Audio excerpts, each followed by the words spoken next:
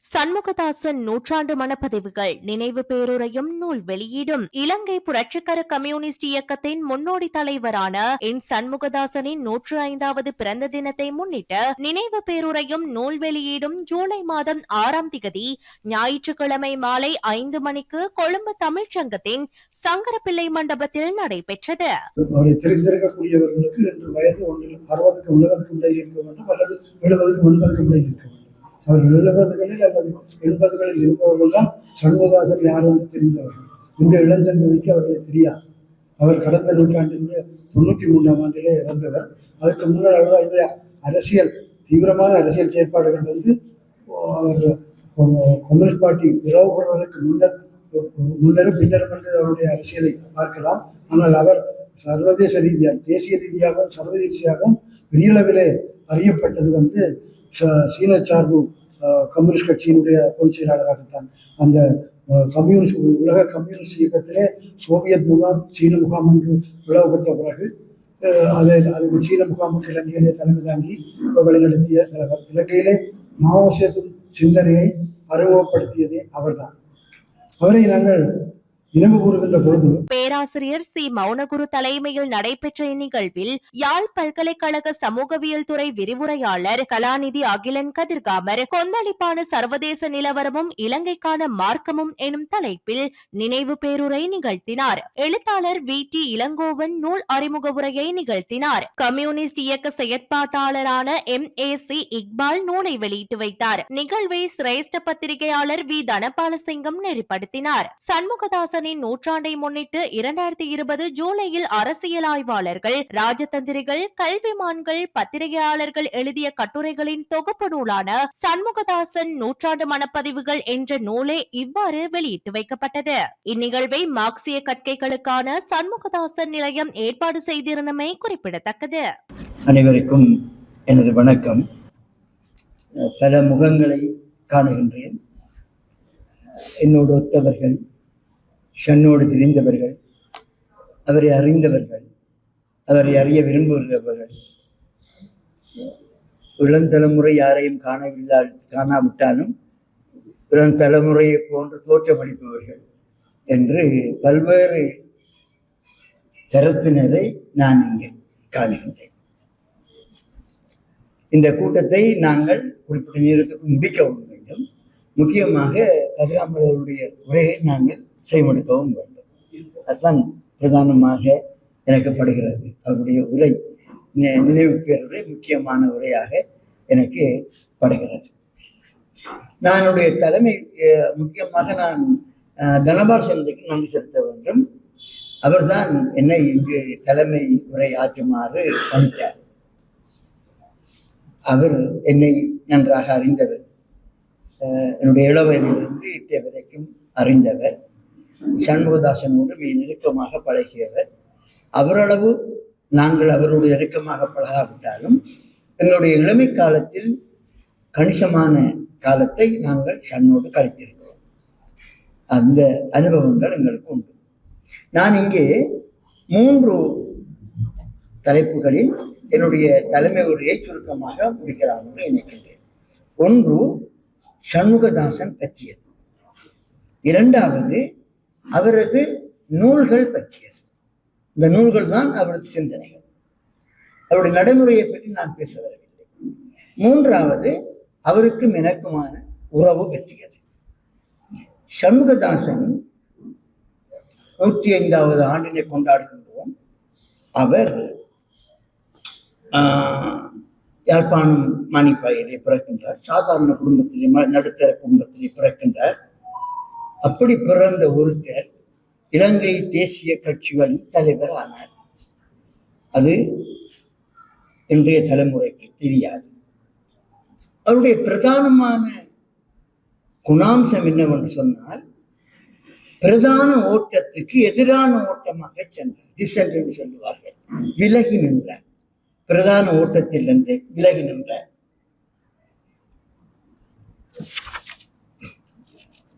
உதாரணமாக, நாங்கள் நம்புகிற பல பிம்பங்களை உடைத்தார். பாராளுமன்ற ஜனநாயகம் என்றதை நாங்கள் நம்பிக்கொண்டிருந்தது உண்டு. அதில் ஒன்றும் இல்லை. அது குறிப்பிட்ட வர்க்கத்துக்கானது, தொழிலாளர்களுக்கு உரியதல்ல, நன்மை தராது என்பதை தெளிவுபடுத்தினார். தேர்தல் தான் எல்லோரும் குய்மையப்படுத்துகின்ற இடம். தேர்தல் பொதுமக்களுக்கு உரியதல்ல, பொதுமக்களை ஏமாற்றுகின்ற ஒரு சாமான் என்பதை அவர் புட்டு வைத்தார். ஜனநாயகம் என்பதனை ஆருக்கு ஜனநாயகம்? மக்களுக்கான ஜனநாயகம் இல்லை. அந்த ஜனநாயகம் ஏற்றக்கூடிய அல்லது மேற்பர்க்கத்திற்கான ஜனநாயகம் தான். மக்களுக்கு அங்கே ஜனநாயகம் இல்லை. இலவச கல்வி எல்லோருக்கும் உரியதல்ல, அது உயர்வர்க்கத்துக்குரியது என்று இவையெல்லாம் அந்த டிசென்டன்ட் சொல்வார்களே, மாறி செல்கின்ற பிரதான ஓட்டத்திலிருந்து வித்தியாசமாக எங்களுக்கு அவர் விளங்கப்படுத்தினார். விலகி சென்றவர். அவருடைய நூல்களை படித்தால் உங்களுக்கு தெரியும். இந்த நூல் ஒரு முக்கியமான நூல். ஒரு கம்யூனிஸ்டின் அரசியல் நினைவுகள், மிக முக்கியமான நூல். படித்திருப்பீர்கள், சிலர் படிக்காமலும் இருப்பீர்கள். இதுல என்ன சொல்ல வருகிற அடுத்த நூல் இது, சண்முகதாசன் கட்டுரைகள். மூன்றாவதாக இன்னொரு நூல் இருக்கிறது, கார்ல் மார்க்சின் வாழ்வும் போதனைகள். நாலாவதாக ஒரு நூல் இருக்கிற இலங்கை வரலாறு, ஒரு மார்க்சிஸ்ட் பார்வை. இந்த 4 நூல்களும் தான் அவருடைய முக்கியமான நூல்கள்.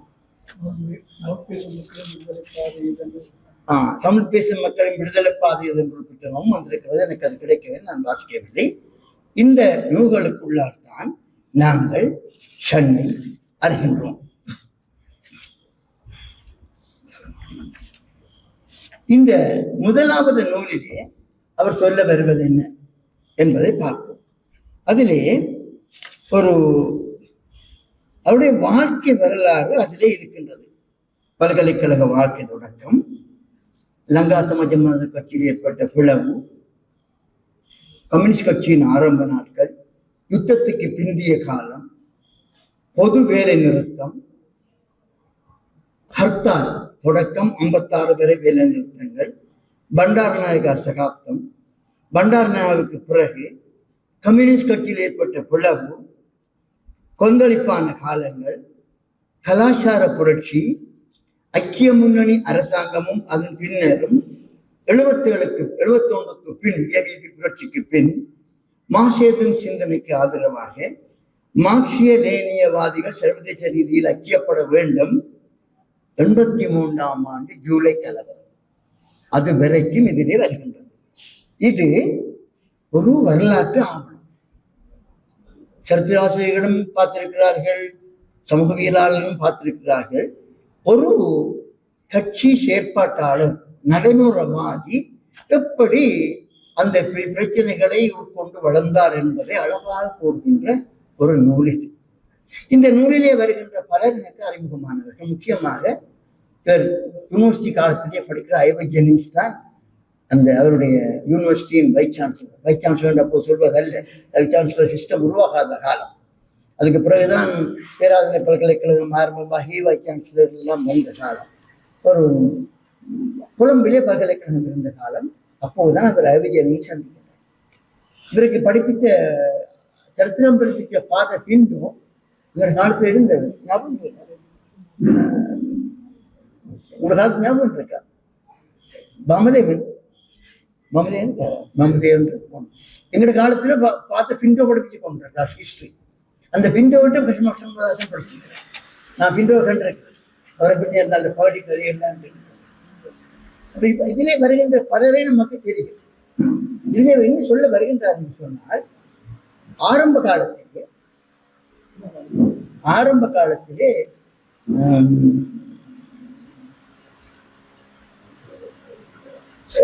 இங்கிருந்து சென்று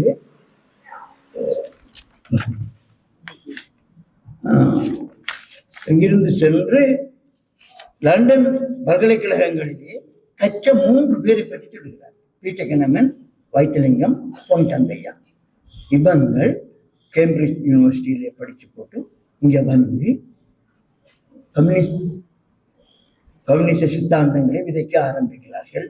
அந்த தாக்கம் சண்முகதாசனுக்கு கிடைக்கின்றது. அவர் அங்கே ஒரு மாணவனாக உருவாகின்ற பொழுது அவருடைய தாய் தந்தையர்கள் அவரை எதிர்பார்த்திருப்பார்கள் ஒரு பெரிய சிவில் சர்வெண்டாக வரலாம் என்று. அந்த காலத்தில் பல்கலைக்கழக கல்வி என்பது சாதாரண பழைய மாணவர்களையும் எடுத்து உயர்நிலையை கொண்டு விட்டுரும். ஏன் உயர்நிலையை கொண்டு வரால் உயர்நிலையை கொண்டு வர ஆசை இல்லை, சேவகம் செய்ய வேண்டும். இந்த அடியிலே மாணவர்களின் புத்திசாலித்தனம் அந்த உயர் வர்க்கத்துக்கு பயன்பட வேண்டும் என்ற திட்டத்தில் தான் பழைய பல்கலைக்கழக கல்வி திட்டம் இருந்தது என்பதை அவர் கண்டு கொண்டார். அன்றிலிருந்து அவருடைய போராட்டம் ஆரம்பமாகின்றது. அவருடைய பெற்றோர்கள் எண்ணி இருப்பார்கள், அவர் ஒரு பெரிய சிவில் சேவண்டாக வந்து பெரிய உத்தியோகம் பார்த்து பெரிய ஆளாக வருவார் என்று சொல்லி. அப்படி இல்லாமல் கட்சி ஊழியனாக அற்ப சம்பளத்திலே தன்னுடைய வாழ்க்கையை தொடங்குகிறார். 60 ரூபாய் அவருக்கு சம்பளம். அதோடு தான் தொடங்குகிறார். எலமெண்ட்ஸ் தான் போது.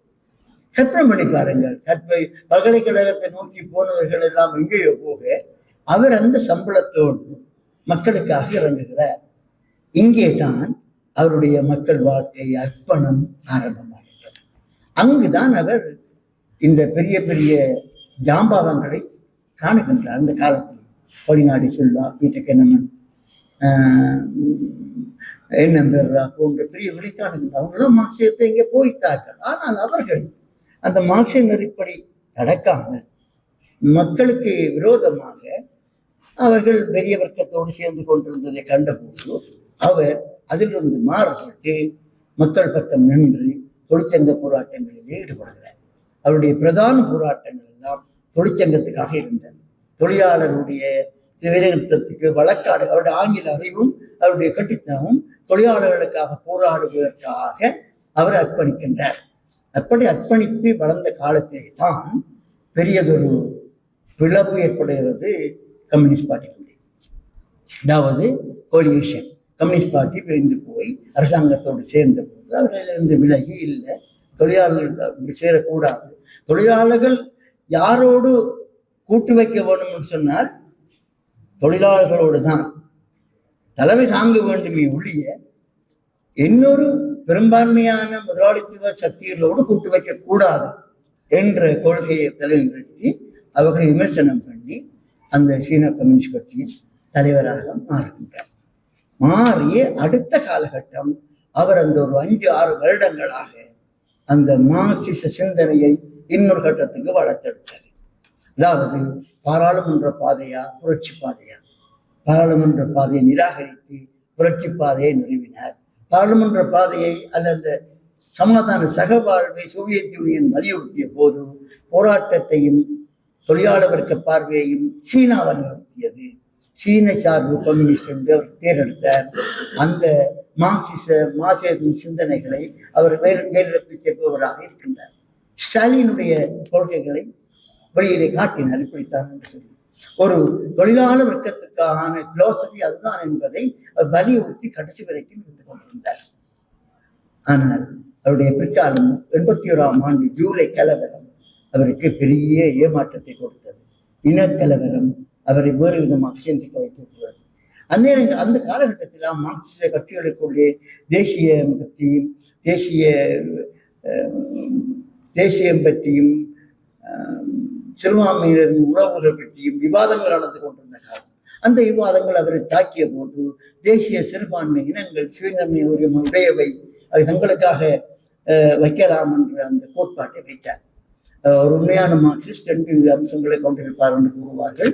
அவரிடம் ஒரு வர்க்க சிந்தனை இருக்கும், தேசிய போராட்டத்தை, முற்போக்கான தேசிய போராட்டத்தை ஆதரிப்பார். ரெண்டும் ஒரு மார்க்சிஸ்டம் காணப்படும். இந்த 2 அம்சங்களையும் சண்முகதாசனிடம் காணுகின்றோம். அவ்வளவையும் இந்த நூல் கூறுகின்றது. சுருக்கமாக கடைசியாக முடிக்கின்றார். இப்படித்தான் இந்த நூலை இன்றுள்ள நவகாலச பொருளாதார சட்டக்கோப்புக்குள் எந்த கட்சியும் அல்லது கட்சிகளின் கூட்டணியும் அதிகாரத்துக்கு வந்தாலும் முதலாளித்துவத்தினதும் ஏகாதிபத்தியத்தினதும் காவல் நாயாக செயற்படும் அடக்குமுறையான பூர்ஷுவாவிற்கு அரசு இயந்திரத்தை வன்முறையால் விடத் தெரியாமல் மக்களின் எந்த அடிப்படை பிரச்சனையும் தீர்க்க முடியாது. இதுதான் அவருடைய சாராம்சம். இந்த நூலிலே அதைத்தான் சொல்லுகின்றார். அப்ப இது யாருடைய குரல் என்றால் இது மக்களுக்கான குரல், அடித்தள மக்கள் குரல். இன்று உலக நாடுகள் என்றும் கேட்கின்ற அந்த குரல் சபால்டன் ஸ்டடி என்றோ அல்லது வேறு வேறு முறையிலேயோ பல்கலைக்கழகங்களிலே வெளியிலே இன்று முன்னெடுக்கப்படுகின்ற இந்த ஆய்வு முறைகள் அல்லது சிந்தனைகளுக்கு அடித்தளமாக அவருடைய தீர்க்கதரிசி சிந்தனைகள் இருப்பதை காண்கின்றோம். இந்த கார்ல் மார்க்சின் வாழும் போதனைகள் மிக அருமையான புத்தகம். மிக எளிமையாக மார்க்சினுடைய அரசு, வரலாற்று பொருளாதாரம், அரசின் தோற்றம், உழைப்பு, பொருளாதாரம், இந்த மூன்றையும் அழகாக இதிலே மிக எளிமையாக விளங்கப்படுத்துகின்றன. நான் நம்புகின்றேன் இலங்கை அரசியல் தலைவர்களுக்குள் வரலாறும் அரசியலும் பொருளாதாரமும் மிக தரோவாக தெரிந்து எந்த அரசியல்வாதியும் இல்லை. அந்த அவ்வளவும் போன்ற தலைவராக அவர் இருக்கின்றார். அது மிக மாபெரும் தலைமைத்துவத்துக்குரிய பண்பு. இந்த நூலை பார்த்தால் உங்களுக்கு தெரியும். மூன்றாவது சண்முகதாசன் கட்டுரைகள். இந்த கட்டுரைகள் மிக முக்கியமானது. இதிலே உள்ள கட்டுரைகள் அவருடைய பரந்த சிந்தனையை காட்டுகின்றன. அதாவது இடதுசாரிகத்தை 50 ஆண்டுகள் தொடக்கம் சீனாவையும் விமர்சிக்க துவங்கிட்டார். சீனா நிறம் மாறுகின்ற பொழுது, சீனா முதலாளித்துவ பாதையை தாராளமை பொருளாதாரத்தை கையெடுத்த போது சீனாவையும் விமர்சிக்க தொடங்குகின்றார். பெண்களை பற்றி பௌத்தமிழ் பெண்கள், இஸ்லாம் பெண்கள், பிறகு பத்திரிகை சுதந்திரம், அரசியல், தேசபலமை. கடைசியா ஒரு கேள்வி கேட்கிறார், கருப்பர் ஒருவர் அமெரிக்க ஜனாதிபதியாக முடியுமா? ஒபாமா ஜனாதிபதி ஆகினார். ஆனால் சண்முகதாசன் சொல்லுவார், கருப்பினத்தவர் ஒருவர் ஜனாதிபதியாவதன் மூலம் கருப்பினத்தவர்களது வாழ்வில் மாற்றங்கள் ஏற்படும் என்ற நம்பிக்கையை கருப்பினத்தவர்களுக்கு வழங்குவது ஜெசி ஜக்சன் போன்றோர் அவர்களுக்கு ஆற்றிய ஒரு கேடாகும். கருப்பர் ஜனாதிபதி ஆவதால் கருப்பின பிரச்சனையை தீர்த்துவிட முடியாது, அதற்கு வேறு மார்க்கங்கள் உண்டு என்று இதை அழுத்தமாக கூறுகின்றார். அவருடைய மார்க்சிச நோக்கிலே இலங்கை என்கின்ற நூல் மிக முக்கியமானது என்று சொன்னால், இங்கே நடந்த போராட்டங்கள், அரசர்களுக்கிடையே நடந்த போராட்டங்கள் இனப்போர் அல்ல, அது இனப்பிரபுத்துவ சக்தி தலைவர்கள் தங்களுக்குள் மோதிக்கொண்ட போர்கள். அது மக்கள் போர் அல்ல. சிங்கள மக்களும் தமிழ் மக்களும் போர் புரியவில்லை. போர் புரிந்தவர்கள் சிங்கள மன்னர்களும் தமிழ் மன்னர்களும் தான். இவர்கள் பகடைக்காயாக நின்றார்கள். ஆண்டு தொடக்கம் இன்று வரைக்கும் இதுதான் நிலைமை என்பதை தெளிவாக அந்த நூலிலே கூறுகின்றார். இப்போது சண்முகதாசனை பற்றி அறியாதவர்களுக்கு, அறிந்தவர்களுக்கு கூட அறியாதவர்களுக்கு ஒரு புது பின்பம் கிடைத்திருக்கும். இதுதான் சண்முகதாசன். அதாவது ஒத்தோடி அல்ல, மாறி ஓடியவர், எதிர்த்து ஓடியவர். அது அவருடைய 2வது பக்கம். இதுவரைக்கும் நான் சண்முகதாசனை பற்றியும் அவருடைய நூல்களை பற்றியும் சொன்னேன். 3வதாக எனக்கும் ஒருக்குமான உறவுகளை சொல்லி என்னுடைய உரையை முடித்துக் கொள்கின்றேன். சன்னோடு எனக்கு உறவு 1965களிலே 60களிலே ஏற்படுகிறது. 60களின் பிற்பகுதிகளிலே ஏற்படுகிறது என்று சொல்லுவாங்க. பேராதனை பல்கலைக்கழகத்திலே அப்போது நான் என்ட்ரி பண்ண படித்துக் கொண்டிருக்கிறேன். 60ஆம் ஆண்டு நான் என்ட்ரி பண்ணுகிறேன். எனக்கு பின்னது வந்த பாமதேவன் போன்றவர்கள் இங்கே இருக்கிறார்கள். தனராஜ் அதுக்கு பிறகு வந்து நம்புகின்றேன். இன்னும் பல இருப்பீர்கள் சில பேர். அப்போது என்ட்ரி பண்ணுகின்றேன். அசல் தமிழரசு கட்சிக்காரனாக, ஒரு தமிழ் உணர்ச்சி மிக்க மாணவனாக நான் அங்கே போய் சேர்க்கிறேன். ஒரு வரலாறு அதுக்கு முந்தி உண்டு. ஆனால் அங்கு போன பிறகு நான் கைலாசபதி போன்றவரின் தொடர்பு காரணமாக மார்க்சிய சிந்தனைக்கு அறிமுகமாகிய போது மார்க்சிய வட்டம் ஒன்று ஆரம்பிக்கப்பட்டது. இளம் சோசியலிஸ்ட் கழகம் ஆரம்பிக்கப்பட்டது. சிங்கள மக்கள், தமிழ் மக்கள் எல்லோரும் சேர்ந்து நடத்தினார்கள். பெரிய பெரிய பேராசிரியர்கள் எல்லாம் வகுப்படுத்தார்கள். எங்களையும் இந்த வகுப்புக்கு அழைத்தார்கள். அப்போது அந்த இடத்திலே சண்முகதாசன் வருகிறார். வகுப்புகளிலே மருத்தடிகளிலே கூட்டங்கள் நடத்துவார். அந்நேரம் அவருடைய உரைகளை கேட்க தொடங்கினோம். பிறகு மெல்ல மெல்ல 65ஆம் ஆண்டு மட்டக்களப்புக்கு அவர் விஜயம் செய்த போது மட்டக்களப்பு சோசியலிஸ்ட் யூத் லீக் அவரை அழைத்து அவருக்கு இடம் கொடுத்து ஒரு 4-5 நாள் அங்கே நின்றார். அப்போ ஒரு நீரிழிவால் பாதிக்கப்பட்டிருந்தார். அவருக்கு தனியாக இடமெல்லாம் ஒழுங்கு பண்ணி ஒரு மேதின கூட்டத்திலே பேசினார். அவரோட கூட எஸ்டி பண்டாரநாயகாவும் வந்திருந்தார். அப்போது நிறைய வகுப்புகள் எடுத்தார். அந்நேரம்தான் ஏகாதிபத்தியம், முதலாளித்துவம் ஏகாதிபத்தியமாக மாறி உலகப் போராக மாறிக்கொண்டிருந்த காலம். அந்த தத்துவார்த்த வகுப்புகளை கணக்கெடுத்தார். விளங்கியும் விளங்காமலும் எங்களுக்கு புரிய தொடங்கின காரணம் மிக அவருடைய வகுப்புகள் எப்படி இருக்கும்னு சொன்னால் மிக இலகுவாக இருக்கும். சிக்கலான பிரச்சனைகளை அந்த வெரி சிம்பிளாக சொல்லுவார். உழைப்பை பற்றி அவர் சொன்ன அந்த அந்த கருத்து எனக்கு நன்றாக பிடித்து கொண்டு இப்போ ஞாபகம். அது அப்படி எழுதியிருக்கிறார், வகுப்படுத்திருக்க உழைப்பு எப்படி உழைப்பு திரள்கிறது, உழைப்பு தான் ஒரு பொருளை நிர்ணயிக்கிறது, பொருளின் பெறுமதியை நிர்ணயிக்கிறது, அந்த உழைப்பு சக்தி தான் விற்கப்படுகிறது, பண்டமாக மாறுகிறது என்று எல்லாத்துக்கும் அடித்தளம் பொருளாதாரம் என்று சொல்லி அவர் விளங்கப்படுத்திய அந்த காலங்கள் ஞாபகம் வருகிறது.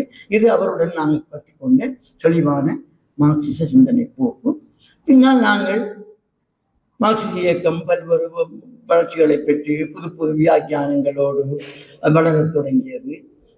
பல்வேறு சிந்தனையாளர்கள் வந்தார்கள். அதற்கும் பரிச்சயமாகி நாங்கள் எங்களுடைய வரலாற்று போக்கிலே வித்தியாசமாக மார்க்சியத்தை புரிந்து கொண்டு வளரத் தொடங்கிய ஒரு பரம்பரை நாங்கள்.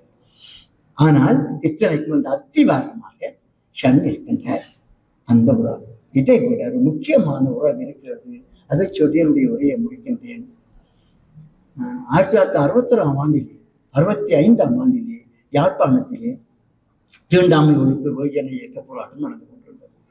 தீண்டாமை ஒழிப்பு வெகுஜன இயக்க போராட்டம் மையம் கொண்டது மாவட்டபுர கந்தசாமி கோயில். மாவட்டபுர கந்தசாமி கோயிலுக்கு நுழைவது தான் அவருடைய போராட்டமாக இருந்தது. தீண்டாமை ஒழிப்பு வெகுஜன இயக்கம் போராட்டம் நடத்தி கொண்டிருந்தார். அப்போதுதான் கைலாசபதி என்ன அழைத்தார். நீ ராவணனை பற்றியும் கூத்து போட்டுக் கொண்டிருக்கிறீரே, ஏன் மக்களை பற்றி போட்டால் என்ன, இந்த போராட்டம் நடக்கிறது உங்களுக்கு தெரியவில்லையா என்று கேட்டார். மட்டக்களப்பில் எங்களுக்கு அந்த பிரச்சனை அதிகமாக இல்லை. யாழ்ப்பாணத்தில் அது பெரிய பூதாகரமான பிரச்சனை, சாதி பிரச்சனை. அப்ப அதனுடைய முழு தாக்கம் இல்லாதபடியா என்னுடைய சந்தார நாடகம் வேறு விதமாக, அதாவது ஹிஸ்டாரிக்கல் மெட்டீரியலிசம், சரித்திரவியல் பொருள்முதல் வாதத்தை ஒரு நாடகமாக நான் உருவாக்கினேன். ஆதியிலே சமூகம் பேதம் இல்லாமல் இருந்தது, பிறகு பேதங்களுக்கு உட்படுத்தப்பட்டது, சாதி நிற வர்க்க இன அரக்கர்கள் வந்து சமூகத்தை பிடித்து கொண்டார்கள். அப்புறம் அதிலிருந்து விடுதலை பெறுவதற்காக தொழிலாளர் வர்க்கம், விவசாய வர்க்கம் போராடியது என்ற ஒரு எபிக் நாடகம், பெரிய ஒரு தேவாசுர யுத்த நாடகம் தான். சங்காரம்னு சங்கரித்தல், சங்காரம் யமசங்காரம் சூரசங்காரம் மாதிரி இந்த இன நிற மத வர்க்க அரக்கர்களை சங்கரித்தல் என்றுதான் நாடகத்தின் தீம். அதை பார்க்க வந்தார் சண்முகதாசன் 1968ஆம் ஆண்டு லும்பினி ஹோலிடே. அது தீண்டாமலுக்கு வெகுஜன இயக்க மகநாட்டிலே போட்ட நாடகம். மிஸ் லட்சுமி ஐயர் தலைமையிலான அதில் கைலாசபதியாக்கள் பேசினார்கள், முருகையன் பேசினார், நுகுமான் சிலோசராஜன் புதுரத்தின துறை போன்றவர்கள் எல்லாம் கவி பாடினார்கள். சங்காரம் நாங்கள் போட்டோம். இன்னொரு நாடகம் யாழ்ப்பாணம் வந்து கொடிநிலம். அதை பார்த்து விட்டு அவர் வந்து எங்களை பாராட்டி, அப்போது நாங்கள் ஏற்கனவே அறிமுகமாகியிருந்தோம், வகுப்பு எடுத்தபடியால் எல்லாரையும் பாராட்டி சென்றது மாத்திரமில்லை, அந்த வார தொழிலாளி பத்திரிகையிலே ஒரு அழகான விமர்சனம் எழுதியிருந்தார். ஆச்சரியம் இல்லாது அரசியல் விமர்சனங்கள் எழுதுகிற, மக்களை கிண்டி எழுதுகிற, எல்லா அரசியல்வாதிகளையும் தூக்கறிந்து எழுதுகிற சண்முகதாசன் இப்படி ஒரு நாடகத்துக்கு எழுதியிருக்கிறாரே என்று ஆச்சரியம் இல்லாது. அப்படியே சங்கார நாடகத்தை நான் முன்னுக்கு போட்டிருக்கிறேன். இந்த ஒரு நாடகம் சரித்திரவியல் பொருள்வாதத்தை அழகாக கையாண்டிருந்தார்கள். இப்படி ஒரு நாடகத்தை நான் இன்னும் காணவே இல்லை. இது அற்புதமான கலை விருந்து. இதை தவறவிட்டவர்கள் பெரிய ஒரு கலைவிருந்தை தவறவிட்டவர்களானார்கள். சில மாற்றங்கள் தேவைப்படினும் அவை எப்படியாவது நன்றாக செய்வார்கள் என்று நம்புகின்றேன் என்று கட்டுரையை முடித்திருந்தார். அதற்கு அடுத்த ஆண்டிலே அந்த நாடகத்தை இங்கே சுந்தரலிங்கம், தாசி போன்றார்கள் போடுகிறார்கள். திரும்பவும் வருகிறேன், முன்வரிசைகளை சண்முகதாசன் என்று ரசிக்கிறேன். அப்ப கொஞ்சம் மாற்றி இருந்தேன், அதை வந்து பாராட்டி சென்றேன். இந்த நாடகம் பற்றி கைலாசபதி சண்முகதாசன் நாங்கள் எல்லாரும் உரையாடியும் இருக்கின்றோம். இறுதியாக தான் முக்கியமான விஷயம், 83ஆம் ஆண்டு யாழ்ப்பாணம் போய்விட்டேன். அந்த ஜாதி நாடகம், ஜாதி பிரச்சனை எல்லாம் ஒளிந்து விடவில்லை, அந்த மங்கி விட்டது. அப்ப இந்த நாடகத்தை மீண்டும் போட சொல்லி எனக்கு குழந்தை சண்முகலிங்கம் வற்புறுத்தினார். நிறைய எனக்கு நாடக ஆட்களை தருகிறார். 45 பேர் எடுத்து 2 மாதமாக ட்ரைனிங் கொடுத்து ஆடல்கள் பழக்கி, பாடல்கள் பழக்கி, பெரிய பெரிய ஆட்கள், பிரான்சி ஜனம், தேவராஜா, யாழ்ப்பாணத்தினுடைய மிகச்சிறந்த நடிகர்கள் எல்லாம் அதில் வந்தாங்க. ஆட்டம் பழகினாங்க என்று தேட்டி பொண்ணுத்துறை அந்த வயது போன மனுஷன் துள்ளி துள்ளி ஆடும் ஒரு பணக்காரனுக்கு வந்தவர். அந்த நாடகத்தை நாங்கள் யாழ்ப்பாணத்திலே போட்டோம். மிகுந்த வரவேற்பை பெற்றது. 2 கிழமை தொடர்ந்து போட்ட போது 2 கிழமையும் நம்ப மாட்டீர்கள், ஹவுஸ்ஃபுல் ஷோ. முதல் தரம் போட்டு எடுத்த ஹவுஸ்ஃபுல் ஷோ. அவங்களோட வேண்டுகோளுக்கு 2வது போட்டாங்க. நாடக கல்வி தான் போட்டது. அந்த நாடகத்தை நாங்கள் பேராதனையிலையும் போட்டு விட்டு இங்கே கொழும்புக்கு போடுவதை கொண்டு வருகிறோம். கிரௌட் வந்துருக்கு. 30 பேர் நடிக்கிறார்கள். எல்லாரும் வந்து மேக்கப் பண்ணி கொண்டிருக்கிறார்கள். டவர் ஹால் பெரிய வித்திரமா பண்ணி கொண்டிருக்கிறார்கள். அந்நேரம் சண்முகதாசன் நோய் வந்து படுத்த படுக்கையில் இருக்கிறார் என்று கேள்விப்படுகிறேன். அப்ப அவர்களை ஞாபகப்படுத்திக் கொண்டு இது அவர் வளர்த்த நாடகம், அவர் சொன்ன நாடகம், அவர் புகழ்ந்த நாடகம் என்று மனதுக்குள் இருந்தது. வந்து சொன்னார்கள், என்னுடைய மாணவர்களும் நண்பர்களும் எட்டி பார்த்து போட்டு, சார் 10-15 பேர் நாட்டிக்கிறாங்க, இவங்களுக்கு என்ன நாடகம் போடுறது, இங்க பெரிய நாடகத்தை போடுறது, ஆட்கள் இல்லாமல் எப்படி போடுறது. எப்பவுமே நாடகம் போடுறவர்களுக்கு ஆட்கள் நிறைஞ்சிருக்க வேணும். இங்கு ஆட்கள் இல்லை. இவர்கள் பார்த்து போட்டு சொன்னாங்க, சார் ஆடிங்க. அப்படி ஆண்டு போட்டு நான் நீக்கி பார்த்தேன். உண்மையில் 10-15 பேர் தான் இருக்கிறார்கள். முன்வரிசையிலே சண்முகதாசன். அந்த வயதிலே நோய் சண்முகதாசன் சஞ்சாரத்துக்கு முன்னுக்கு இருக்கிறார். நான் சொன்னேன், உங்களுக்கு இருந்த சங்கம் தொழிலாளர் வர்க்கமே 2 வந்திருக்குது, அவருக்கு முன்னால போடுங்க, அவர் மகிழ்வியை கொண்டு அன்று திறமாக அவர் செய்தார்கள். நாடக முடிய வந்து கட்டித்தடவையில் கை கொடுத்து தடவி எல்லாரையும் பாராட்டி விட்டு சென்றார். அதுதான் அவரை நான் கடைசியாக கண்ட காலம். மிகவும் பாராட்டி விட்டு சென்றார். இப்போது அந்த நாடகத்தை போடலாம் போல எனக்கு ஒரு ஆசை வருகிறது. சந்தர்ப்பமும் கணிந்திருப்பது போல் தெரிகிறது. போடலாம், போடுவதற்கான சந்தர்ப்பம் கிடைத்தால் போடலாம். ஆனால் அதை முன்வரிசையிலே வந்திருந்து பார்ப்பதற்கு சண்முகதாசன் மனைவி அந்த துக்கம் எப்போதும் இருந்து கொண்டிருக்கும். வணக்கம்.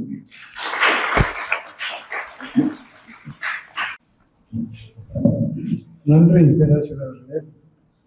அடுத்து இளங்கோவனவர்களை நூல் அறிமுகம் நடத்தினார்.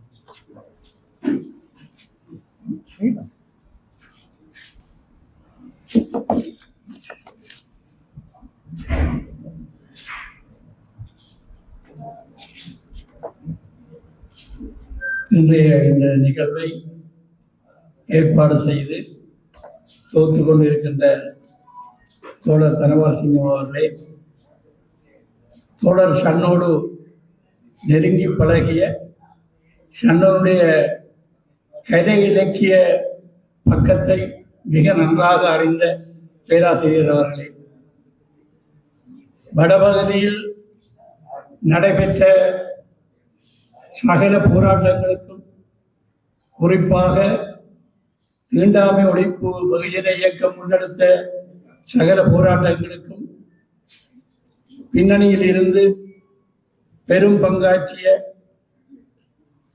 கட்சியினால் சிபாரிசு செய்யப்பட்டு சீனாவுக்கு அனுப்பப்பட்டு துடிப்புள்ள வாலிபராக சீனாவில் அரசியல் மற்றும் பல பயிற்சிகளை பெற்று வந்த மூத்த தோழர் இக்பால் அவர்களே, நினைவு பேருரையாற்ற வந்திருக்கின்ற கலாநிதி அகிலன் கதிராமர் அவர்களே, கூடியிருக்கின்ற பெரியோர்களே, நண்பர்களே, எல்லோருக்கும் வணக்கம்.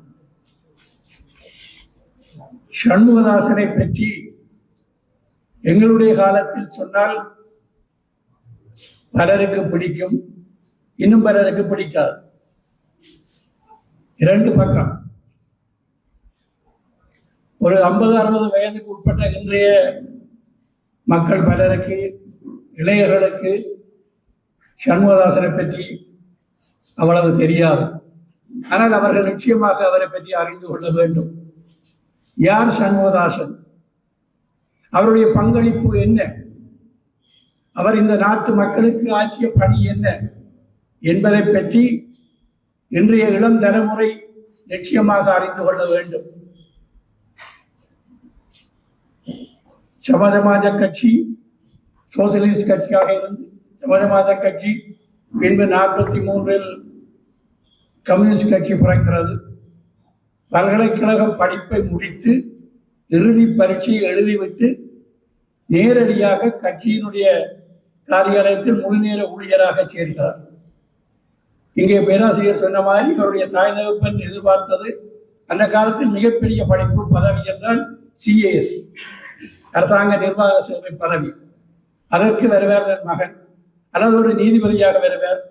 அப்படி எதிர்பார்த்த தாய் தகப்பனுடைய எதிர்பார்ப்புக்கு மாறாக பல்கலைக்கழகத்தில் அன்று தமிழ் சிங்கள மாணவர்களை ஒன்றிணைத்த இலங்கை பல்கலைக்கழக கல்லூரி என்றுதான் இருந்தது.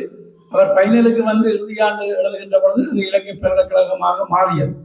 முதலில் அது பல்கலைக்கழக கல்லூரியாக இருந்தது. அந்த அந்த இலங்கை பல்கலைக்கழக கல்லூரி தமிழ் சிங்கள மாணவர்களை உள்ளடக்கிய பெரிய புத்திஜீவி கூட்டத்தினுடைய மாணவர் சங்க தலைவராக சண்முகதாசன் தெரிவு செய்யப்பட்டு செயலாற்றினார். பெரும்பான்மை சிங்கள மாணவர்கள் உள்ளடக்கிய அந்த சங்கத்துக்கு தலைவராக அவர் இருந்தார். அப்பொழுதே அவர் பல புரட்சிகளை எங்கள் பல்கலைக்கழகத்தில் செய்திருக்கிறார். அதாவது மாணவருடைய அந்த ஒரு டினர், இரவு போசனம் இருந்து நடக்கின்ற ஒரு நிகழ்வு, மாவட்ட உர போராட்டத்தில் முன்னின்று ஒடுக்கப்பட்ட மக்களை கோயிலுக்குள்ள விடமாட்டார் என்று சொன்னவர் சி சுந்தரலிங்கம், அடங்கா தமிழர் என்று சொல்லப்பட்டவர். அவர் அப்பொழுது அங்கு பேராசிரியர். அவர்தான் மாணவர் விடுதிக்கும் பொறுப்பாக இருந்தவர். அவரோடு இளைஞனுடைய அரசியல் ஜாப்பு எழுதிய ஐவர் ஜெனிங்ஸ் அவரும் வந்திருக்கிறார் அந்த டினருக்கு.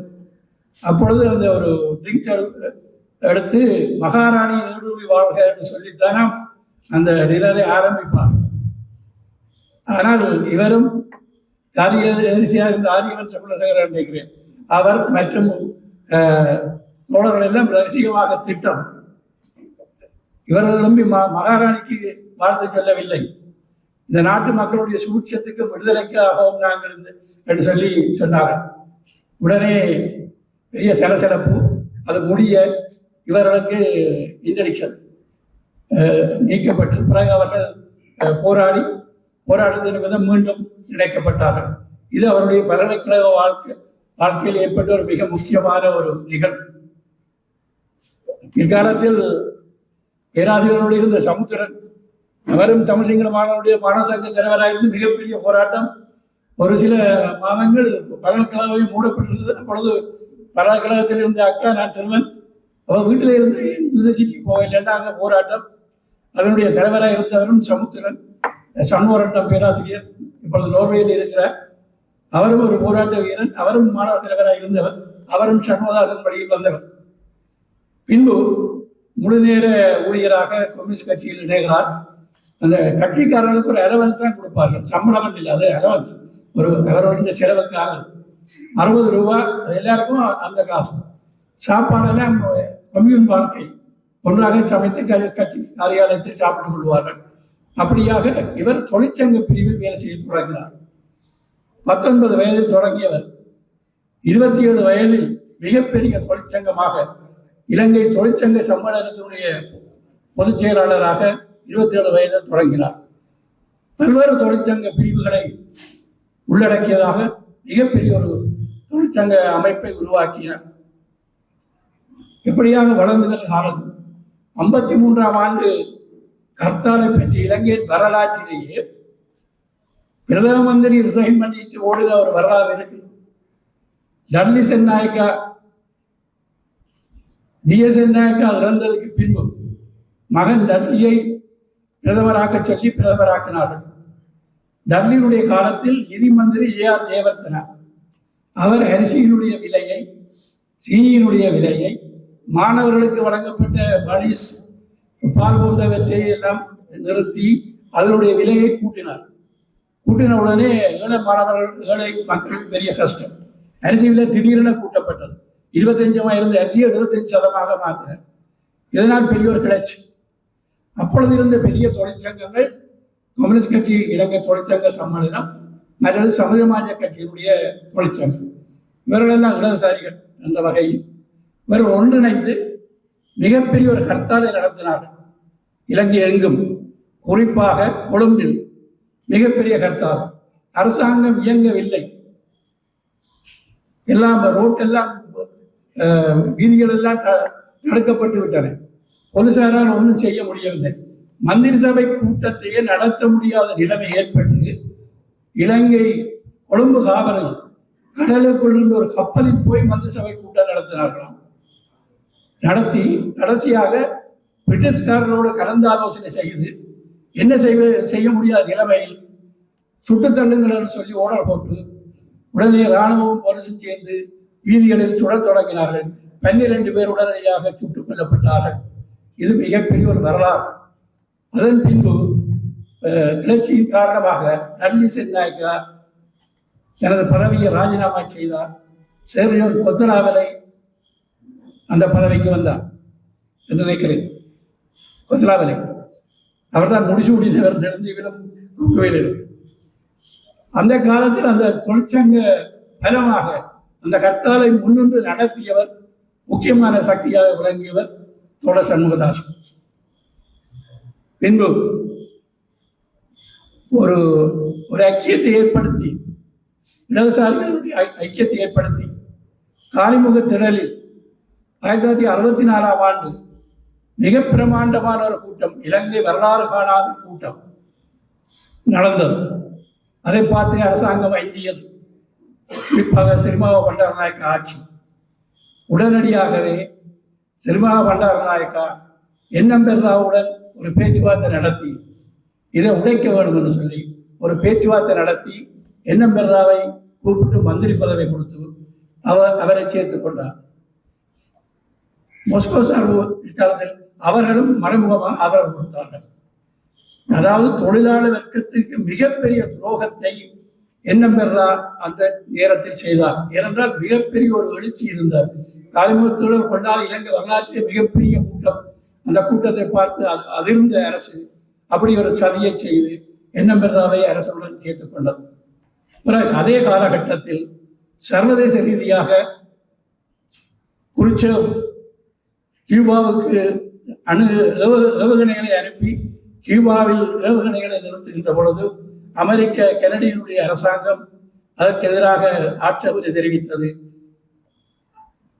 அமெரிக்காவுடைய அணு ஆயுத கப்பல்கள் கியூபாவை நோக்கி வர ரஷ்யாவுடைய கப்பல்களிடம் போக ஒரு உலகப் போர் மூடுகின்ற நிலை ஏற்பட்டது. உடனே குருச்சேவ் பின்வாங்கி ஒரு சமரசம் செய்து ஒரு புதிய கொள்கையை உலகத்துக்கு சொன்னார். அதுதான் சமாதான சகவாழ்வு. நாங்கள் ஏகாதிபத்தியத்தோடும் எல்லோரோடும் பேசி சமாதானமாக இருந்து கொள்ளலாம் என்று. இதை உலகத்தில் உள்ள கம்யூனிஸ்ட் கட்சிகள் எல்லாம் எதிர்த்தன. குறிப்பாக சீன கம்யூனிஸ்ட் கட்சி தலைவர் மாசேதும் எதிர்த்து கடிதம் எழுதினார். பின்பு பகிரங்கமாக உலகத்தில் சொன்னார், இது மார்க்சியத்துக்கு எதிரானது, திரிவுவாதம், மார்க்சியத்தை திரிவுபடுத்தி விட்டார் சோவியத் கட்சி. அதை உலகத்தில் உள்ள கம்யூனிஸ்ட் கட்சிகள் எல்லாம் ஏற்றுக்கொண்டு கட்சிகள் எல்லாம் இரண்டாக பிளவுபட்டன. பாராளுமன்றத்தில் இருக்கின்ற பாராளுமன்ற கம்யூனிஸ்ட்வாதிகள் இல்லை இல்லை நாங்கள் சோவியத் சொல்றதான் சரின்னு சொன்னார்கள். இங்கே டாக்டர் விக்ரமசிங்கா, பீட்டர் கிரமன் போன்றவர்கள் சோவியத் சார்பாகவும் தொழிற்சங்கவாதிகளாக இருந்தவர்களும் கட்சி முக்கிய தலைவர்களாக இருந்தவர்களான முக்கிய மாதிரி சண்முகதாசன், ஆரியவன்ச குணசேகரர், பிரேம்லால் குமாரஸ்ரீ, என்னதங்கே நிறைய தலைவர்களாக எல்லோரும் சீன சார்பாகவும் வந்தார்கள். வாட்சந்திரன் என்றோ அப்படி பல பேர். உச்சக்கட்டம் 64 கட்சி சீன சார்பு என்று பத்திரிகைகள் குறிப்பிட்டன. பீஜிங் சார்பு, மாஸ்கோ சார்பு. பிறகு கட்சி தீர்மானம் எடுத்தது, இந்த நாட்டிலே முக்கியமான பிரச்சனை என்ன என்று பார்க்கின்ற வடபகுதியில் தீண்டாமை பிரச்சனை, இங்கே விவசாயிகளுடைய பிரச்சனை. 2 பக்கத்தாலும் அந்த பிரச்சனைகளை கையெழுத்து கட்சி முன்னெடுத்தது. முக்கியமாக அதாவது ஒரு சாதாரண தொழிலாளிக்கு கூட சர்வதேச அரசியலை பேசுகின்ற விவாதிக்கின்ற ஒரு அறிவை சண்முகதாசன் கொடுத்தார். அதற்கு என்ன காரணம் என்றால், இலங்கை முழுவதும் பல நூற்றுக்கணக்கான அரசியல் வகுப்புகளை அவர் கிராமந்தோறும் நடத்தினார். ஒரு உதாரணம் எனக்கு ஞாபகம் பெறுகிறது. யாழ்ப்பாணத்தில் கொட்டடிக்கும் முஸ்லிம் நாட்டுக்கும் இடையில கற்குளம் என்ற ஒரு சின்ன கிராமம் இருக்கிறது. அந்த கிராமத்தை சேர்ந்த ஒரு சீவல் தொழிலாளி அவர் சைக்கிள்ல சீவல் வேலை முடிஞ்சு வருவார். அவரை லோயர்ன்னு சொல்லுவாங்க. வந்து நிக்கைகளை மறைச்சிட்டு இன்னைக்கு என்ன வியட்நாமில் என்ன நடந்தது கேட்க முடியாது. ஒரு மனத்தியானம் மிகச்சிறந்த ரீதியாக விளக்கப்படுத்துவார். அவருக்கு அங்கிருந்து இந்த அறிவு வந்தது. அவரை போலதான் சாதாரண தொழிலாளிகள் எல்லோரும் சர்வதேச அரசியல் பேசக்கூடிய அளவுக்கு அறிவு வளர்ச்சியை கொடுத்தார் சண்முகதாசன். காரணம், ஒவ்வொரு கிராமத்திலும் அரசியல் வகுப்புகளை நடத்தினார். ஒரு ஞாபகம் வருகிறது. யோகேந்திரா துரைசாமி, வைத்திலிங்கம் துரைசாமி சபாயனுடைய மகன், யாழ்ப்பாணம் ஜிஏ இருந்தவர். அவர் கடந்த ராஜேந்திர சேவையில் 25 வருடங்கள் கடமையாற்றியவர். நமக்கு ஒரு தூரத்து உறவினர். அவர் யாழ்ப்பாணம் இந்த வேலையில முடிஞ்சு யாழ்ப்பாணம் வந்த பொழுது சொந்தக்காரர்களை சந்தித்து வருகின்ற பொழுது அவரை சொந்தக்காரர்களை கூட்டிக் கொண்டு போறதுக்கு என்னுடைய மூத்த சகோதரர் நாவேந்தன் என்னை இணைத்து விட்டார். நான் அவரோடு போகின்ற பொழுது அவர் சீனாவில் 5 வருஷம் முதல் தர காரியதர்சியாக எம்பசியில் வேலை செய்தவர். அது எந்த காலம் என்றால் கலாச்சார புரட்சி காலம்.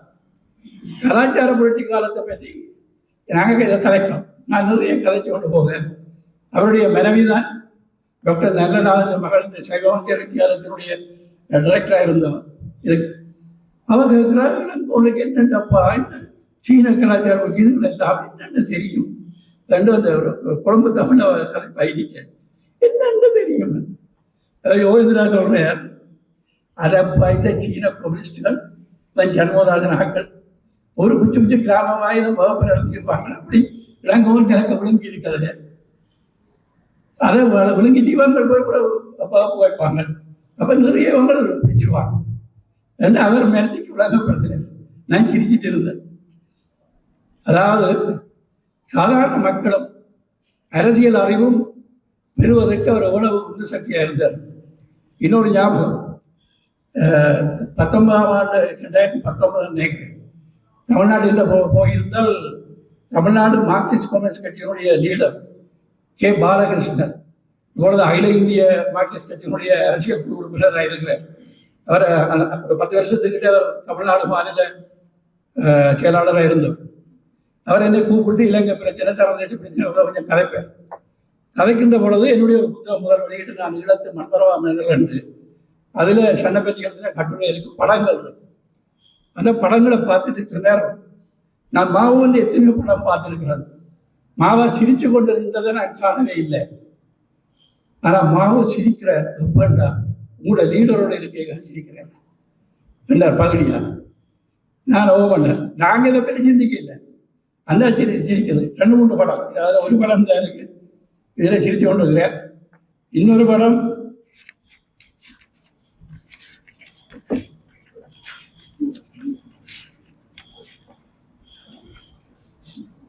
பாருங்க.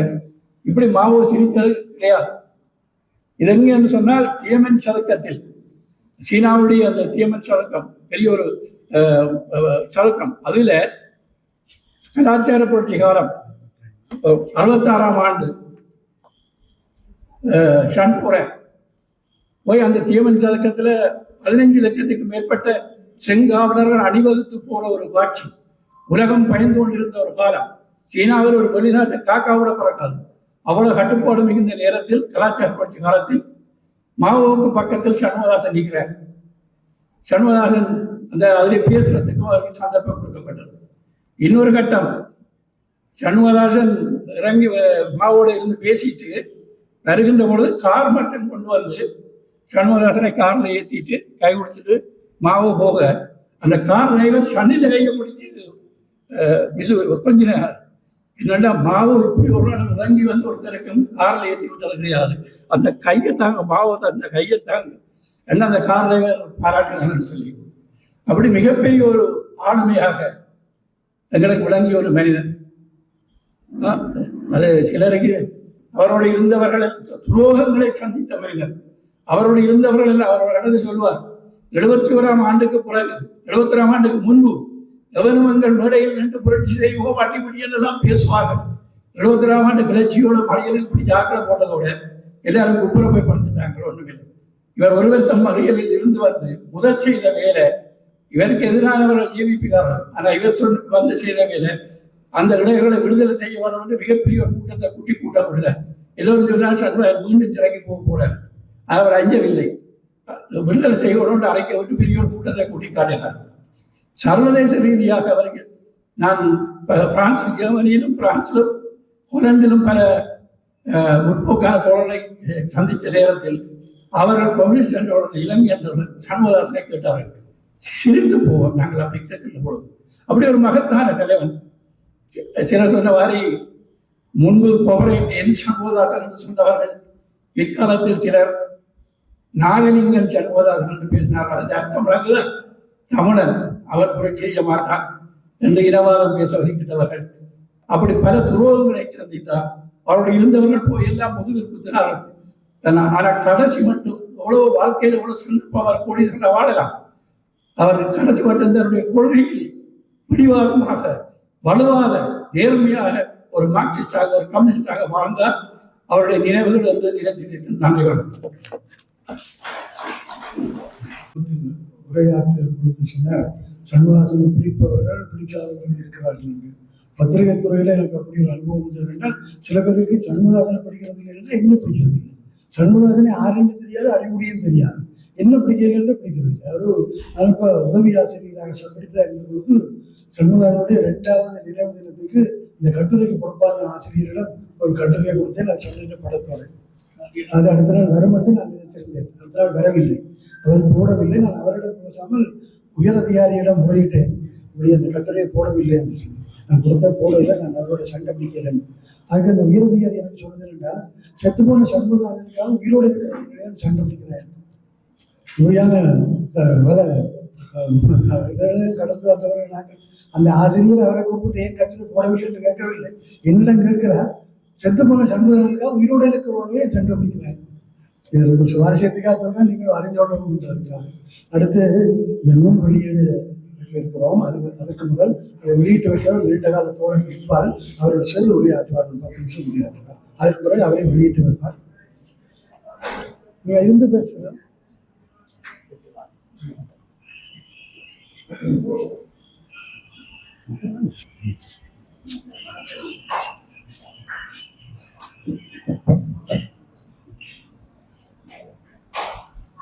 பேராசிரியர் அவர்களே,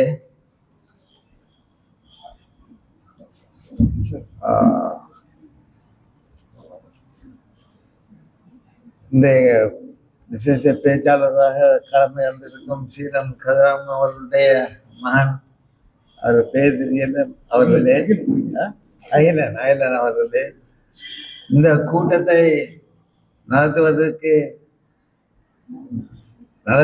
என்ன தனியாளாக நின்று நடத்துகிறார். அவர் எங்களுடைய ஆசிரியர் வீரகேசரி முன்னாள் ஆசிரியர் தனமலசிங்கம் அவர்களே, இன்றைய கூட்டத்தில் நான் இவ்வளவு பேரை எதிர்பார்க்க இல்லை.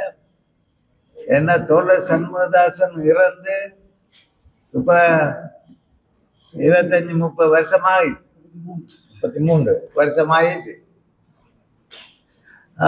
அவரை பற்றி ஆக்கள் அறிந்திருக்கிறார்களா இல்லையா என்பது கூட எனக்கு சரியா தெரியாது இன்றைய காலகட்டத்தில். இருந்தும் என்னை போல இதில் வந்திருக்க கூடிய ஆக்களை போல அவரை மறக்காம அவருடைய நினைவு, அவருடைய செயல், அவர் காட்டிய வழி, இதுகளை பற்றி அறிந்த அது பின்பற்றுகிறோமோ இல்லையோ அது வேற. ஆனா அதை அறிந்து அதுக்கு ஒரு மதிப்பு கொடுத்து அவருடைய நினைவாக இந்த கூட்டத்தில் கலந்து கொண்டிருக்கக்கூடிய உங்கள் அனைவரையும் நான் வரவேற்கிறேன். எனக்கு கொஞ்சம் பேசுறதுக்கு பிரச்சனை, ஸ்ட்ரோக் வந்து நாக்கு பேசுறதுக்கு கஷ்டம். இருந்தும் இந்த கூட்டத்தில் தனமலசிங்கம் அவர்கள் கேட்டுக்கிறதுக்கு என்னங்க நான் பேச வேண்டும் என்று வந்திருக்கின்றேன். தோழர் சண்முகதாசன் அவர்களை எனக்கு 1964ஆம் ஆண்டிலிருந்து தெரியும். அவர் 64ஆம் ஆண்டு அவர் ஒரு கூட்டத்தில் கலந்து கொண்டிருந்தார். அது கம்யூனிஸ்ட் கட்சி 63 கலந்து கொண்டிருந்தார். அது கம்யூனிஸ்ட் கட்சி கூட்டம், அது வாலிப சங்க ஒரு கூட்டம். அந்த கூட்டத்தில் தான் நான் முதல் அந்த கம்யூனிஸ்ட் வாலிப சங்கத்தில் சேர்ந்தேன். அந்த கூட்டத்துக்கு அவர் வந்திருந்தார். வந்திருக்கும் பொழுது அவருடைய தோற்றத்தை நான் பார்க்கும் பொழுது அவருடைய முகம் விறப்பாகவும் ஒரு கோபக்காரர் போல இருந்தது. அதே நேரம் பீட்டகரமன் நாங்களும் வந்திருந்தாங்க, அவங்களுக்கு அப்படி இருக்கேன். இவரே இப்படி இருக்கிறார் என்று பற்றி நான் யோசித்தேன். ஆனால் எனக்கு பிறகுதான் தெரியும் 64ஆம் ஆண்டு அவ்வளவு பெரிய பிரச்சனை இந்த கட்சிக்குள் நடக்குது என்று. அந்த நேரம்தான் குருசோவால் முன்வைக்கப்பட்ட, அதாவது ருஷ்ய பிரதம ஜனாதிபதி அவர்களால் முன்வைக்கப்பட்ட உடனிருந்து வாழும் கொள்கை, உடனிருந்து வாழும் கொள்கை என்றால் அவர் வைத்த கொள்கை, அதாவது மாநாட்டில், அந்த ருஷ்ய மாநாட்டில் கம்யூனிஸ்ட் கட்சியின் செக்ரட்டரியாக இருந்து அவர் வைத்த கொள்கை உடனிருந்து வாழும் கொள்கை, அதாவது முதலாளித்துவத்துடன் உடனிருந்து வாழும் கொள்கை. சமாதான சகஜீவனம் என்று ஒரு புதிய கொள்கையை வைத்தார். அந்த கொள்கை முதலாளித்துவத்துடன் சமாதானமாக நாம வாழலாம் என்ற கொள்கையை முன்வைத்தார். அதை பீட்டகரமன், அதாவது கம்யூனிஸ்ட், இன்றைக்கு இலங்கை சரித்திரத்தில் பார்க்கும்போது கம்யூனிஸ்ட் என்று சொன்னா முதல்ல பீட்டகரமனை சொல்லுவாங்க. அந்த கம்யூனிஸ்ட் தலைவர் இங்க கொண்டு வந்து அதே கொள்கையை பின்பற்ற சொல்லி இங்க உள்ள கம்யூனிஸ்ட் கட்சிக்காரரை கேட்டார். அதன்படி முதலாளித்துவத்தோடு நாங்கள் சேர்ந்து போகலாம், உங்களோட சண்டை பிடிக்க தேவையில்லை, சமாதான சௌஜன்யம் செய்யலாம், அவங்களோட தேர்தலில் போட்டி போடலாம், வெற்றி பெறலாம், பார்லிமெண்ட்டுக்கு போகலாம் என்று. அதன் அடிப்படையில் பார்லிமெண்ட்டுக்கு போனார். அவர் நாலு தடவை அவர் போயிருப்பார்னு நினைக்கிறேன். ஆனால் அதுக்கு எதிராக ஒரு கொள்கை இருந்தது. அதுதான் தோழர் சண்முகதாசன் வைத்த கொள்கை. உடன் இருந்து வாழும் கொள்கை இயலாது, முதலாளித்துவத்தோடு நாங்கள் வாழ இயலாது, சாத்வீக சமாதானம் என்றது இல்லை, பாடாளி வர்க்க ஆட்சி அதிகாரத்தை ஏற்படுத்துறதா இருந்தால் அந்த அரசு இயந்திரத்தை நாங்கள் இல்லாமல் செய்து புதிய அரசு இயந்திரத்தை உண்டாக்கினாதான் அந்த புரட்சியை நடத்த முடியும் என்ற கொள்கையை முன்வைத்தார். அதன் அடிப்படையில் கட்சி இரண்டாக பிளந்தது.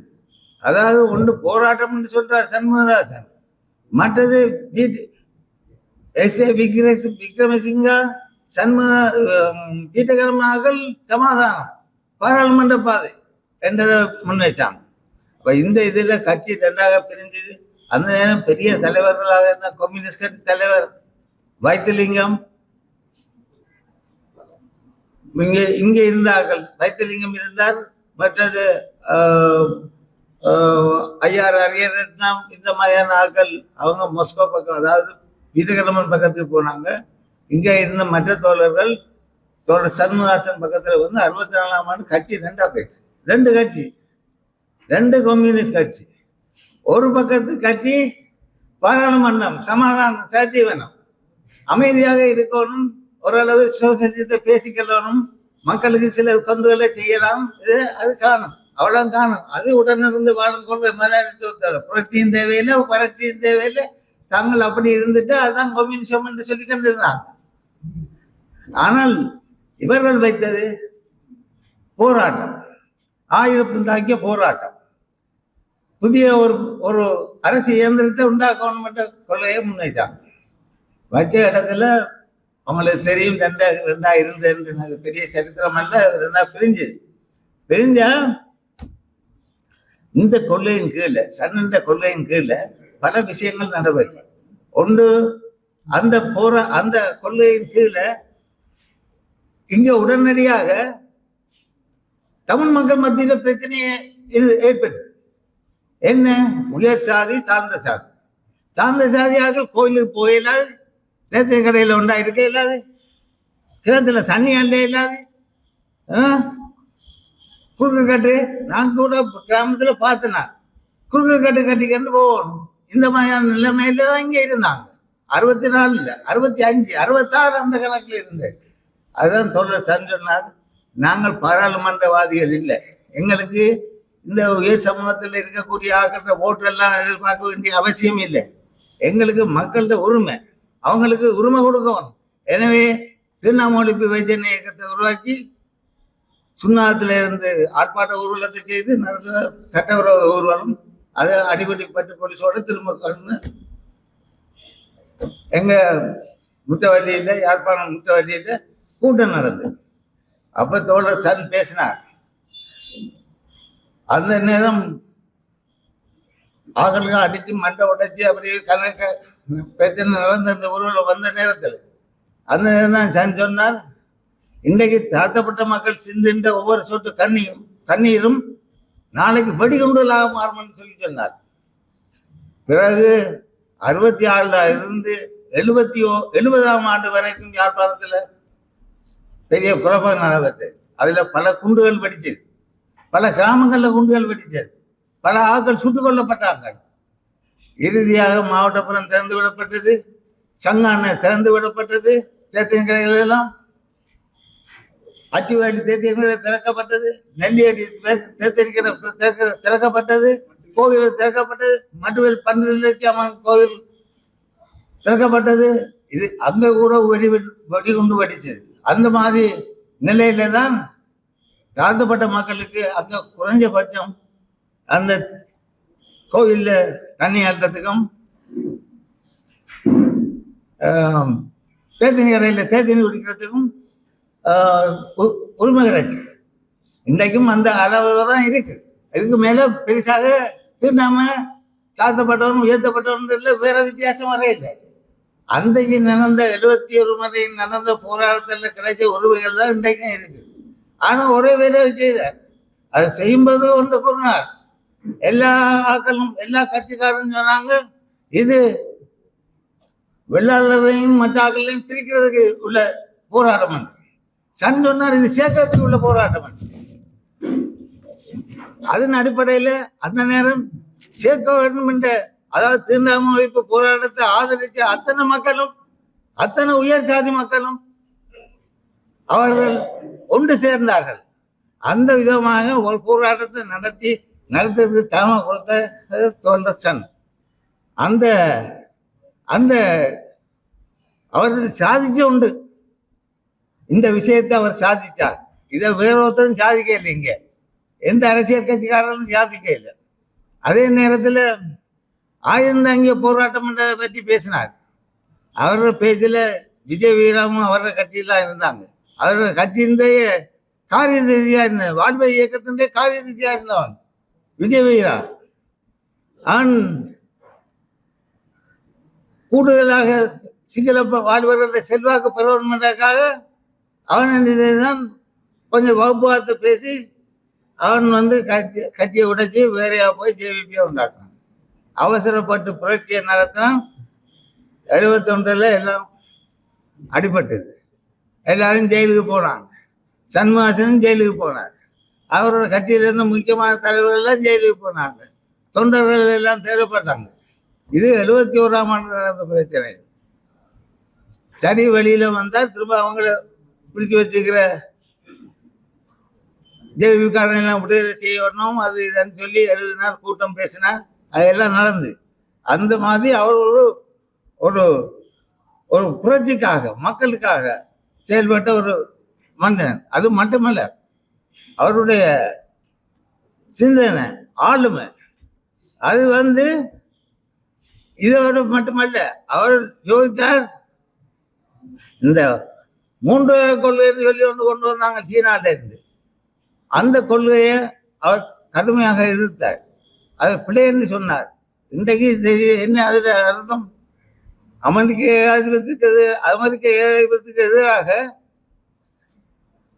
உலகம் போராடுகிற நேரத்தை இவன் அமெரிக்காக்காக போராடுகிறான். அதனால தான் அவர் அதை எதிர்த்தார். அதன் மூலமாக இன்றைக்கு சீனாவை பார்த்தா அமெரிக்காவுக்கு எதிராக நிற்கிறான். 3 கொள்கையை அவர் எதிர்த்து புரட்சிகர கொள்கை என்று சொல்லி அவர் வழிகாட்டினதன் கீழே அதனால் என்ன நடந்ததுன்னா அவரோட இருக்கிற ஆக்கள் இப்படி வேறவர்கள் சேர்ந்த பிரச்சனை என்று விலகி சென்றாங்க. ஆனால் அவர் கலங்க இல்லை. சாகும் வரையும் அவர் சரியான கொள்கையில் நின்றார். அதோடு நின்றது எங்களுக்கு வெறுப்பில்லை. நாங்களும் அவரோட தொடர்ந்து இன்றைக்கு அவர் செத்தாலும் அவர் காட்டின பாதையில் தொடர்ந்து நாங்கள் பணியாற்றுகிறோம் என்று கூறிக்கொண்டு பேச முடியும்.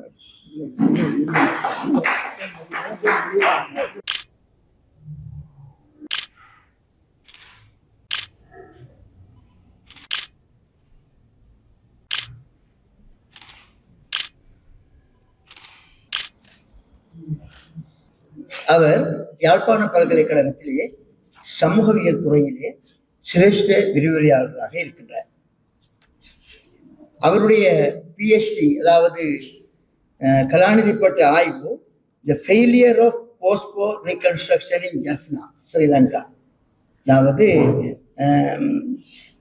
மீள்கட்டுமானத்தில் தோல்வி, யுத்தத்துக்கு பிந்திய மீள்கட்டுமானத்தில் யாழ்ப்பாணத்தின் தோல்வி என்ற மாதிரி அவருடைய பிஹெச்டி இருந்தது. அதில் அவர் கண்டுபிடித்தது என்னவென்று சொன்னால், கடன் பிரச்சனை தீர்க்கப்பட்ட அளவுக்கு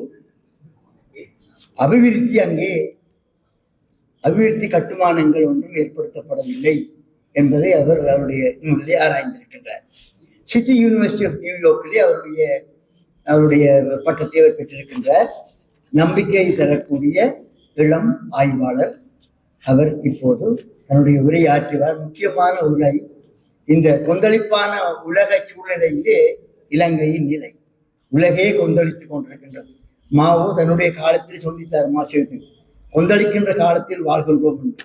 அந்த காலம் இன்னும் போகவில்லை. இப்போது மேலும் கொந்தளிப்பு வந்திருக்கின்றது. எந்திரவியல், உலகமயமாக்கம், மீடியாவினுடைய ஆதிக்கம், இப்படி பல பிரச்சனைகள், உலக போர், அமெரிக்காவினுடைய பவர், அதற்கு எதிரான இன்னொரு பவர், இதற்குள்ளே சிக்கி தவிக்கின்ற உலக சின்ன சின்ன நாடுகள், இலங்கை என்பதற்குள் ஒன்று. நாங்கள் கதிராமனுடைய பேச்சை அவரோடு எதிர்பார்த்துக் கொண்டிருக்கின்றோம்.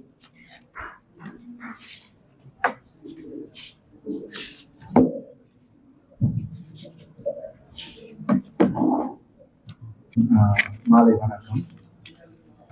முதல் கண் இந்த நிகழ்வுக்கும் இந்த உரையாற்றுவதற்கும் அழைத்ததற்கு திரு தனபாலசிங்கம் அவர்களுக்கு என்னுடைய நன்றிகள். அதே மாதிரி இந்த அறிமுகத்துக்கு பேராசிரியர் மௌனகுருக்கும் என்னுடைய நன்றியை தெரிவித்துக் கொண்டு, நினைக்கிறேன் இந்தியா நிகழ்வு இந்த மிக முக்கியமான நிகழ்வு. நாங்கள் பல நினைவுகளை, இந்த வரலாறு கேட்டிருக்கிறோம். இலங்கையுடைய வரலாறு மிக முக்கியமான விடயங்களை முன் வைத்திருக்கின்றார்கள்.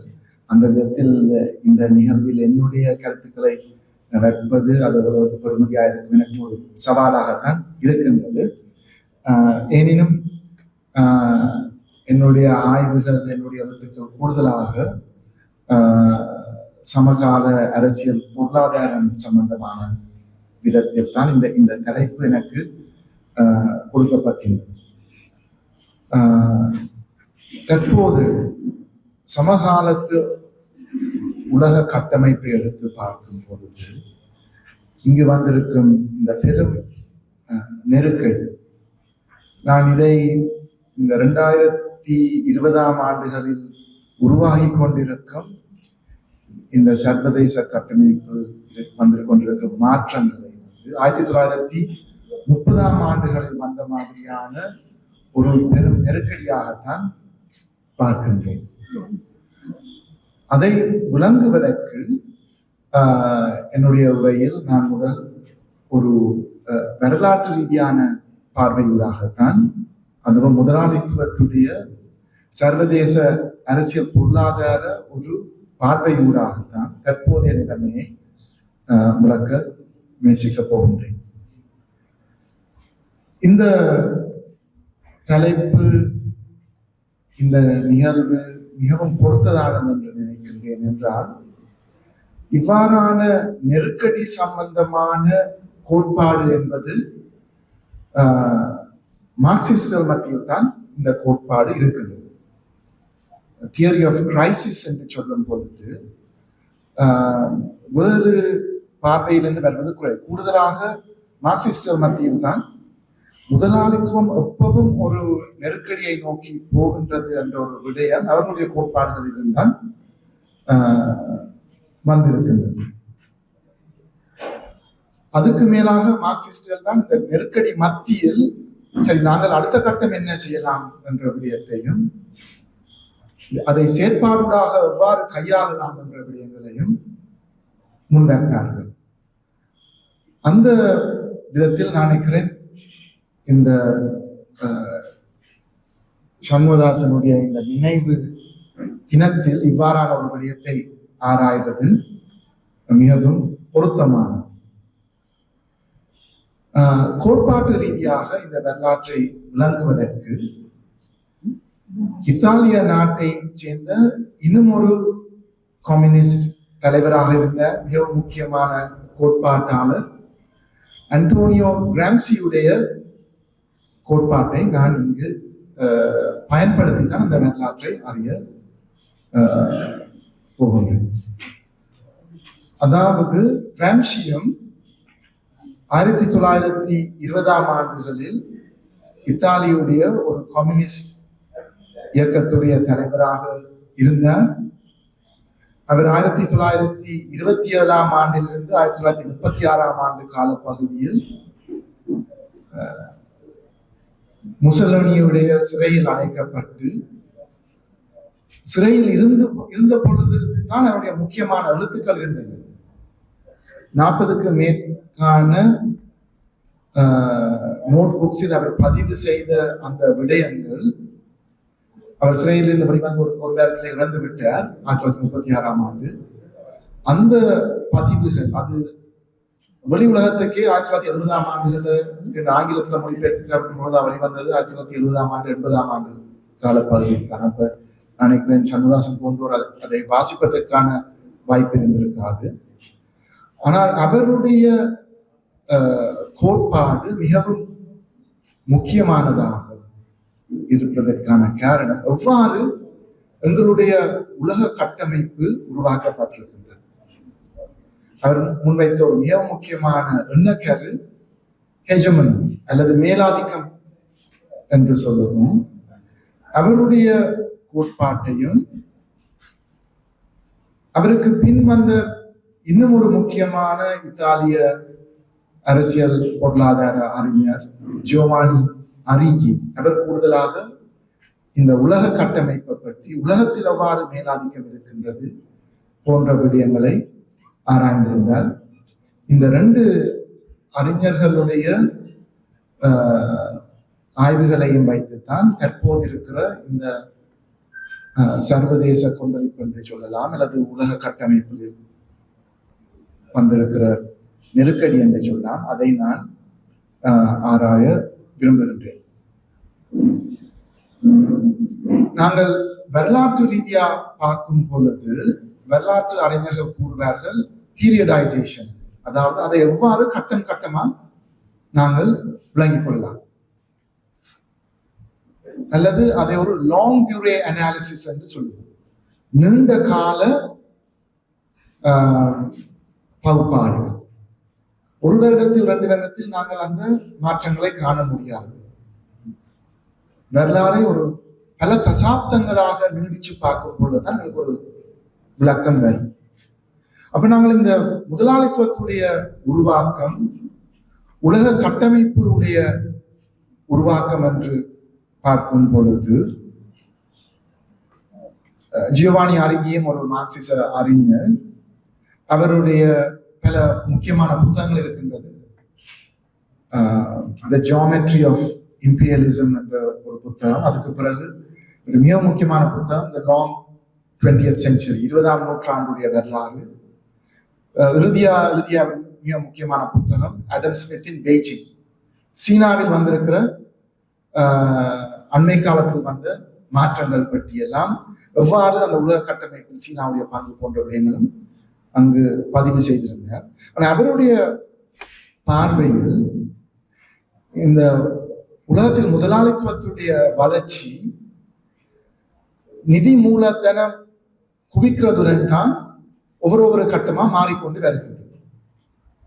அதாவது 15ஆம் 16ஆம் கால பகுதியில் இந்த நிதி மூலதனத்துடைய மையமாக இருந்தது வந்து இத்தாலிய நகர அரசுகள், இட்டாலியன் சிட்டி ஸ்டேட்ஸ், ஜெனோவா போன்ற இடங்களில் தான் கூடுதலான நிதி மூலதனம் இருந்து அங்கிருந்து தான் ஐரோப்பாவுக்கு எல்லாம் இந்த நிதி மூலதனம் பரவி இருந்தது.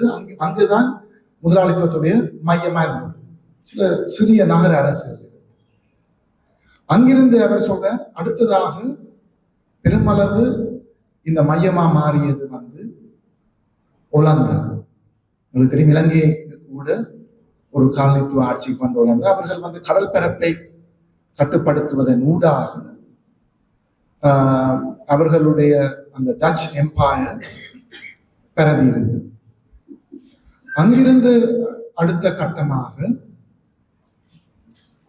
பிரிட்டிஷ் எம்பையர், அங்க ஜெனோவாலிருந்து ஆம்ஸ்டர்டாம் லண்டன், இங்கேதான் இந்த நிதி குவிச்சு ஒரு மையமா வார ஒரு இடம். அங்கிருந்து தான் முதலாளித்துவத்துடைய மேலாதிக்கமும் உலகமும் காணப்பட்டது.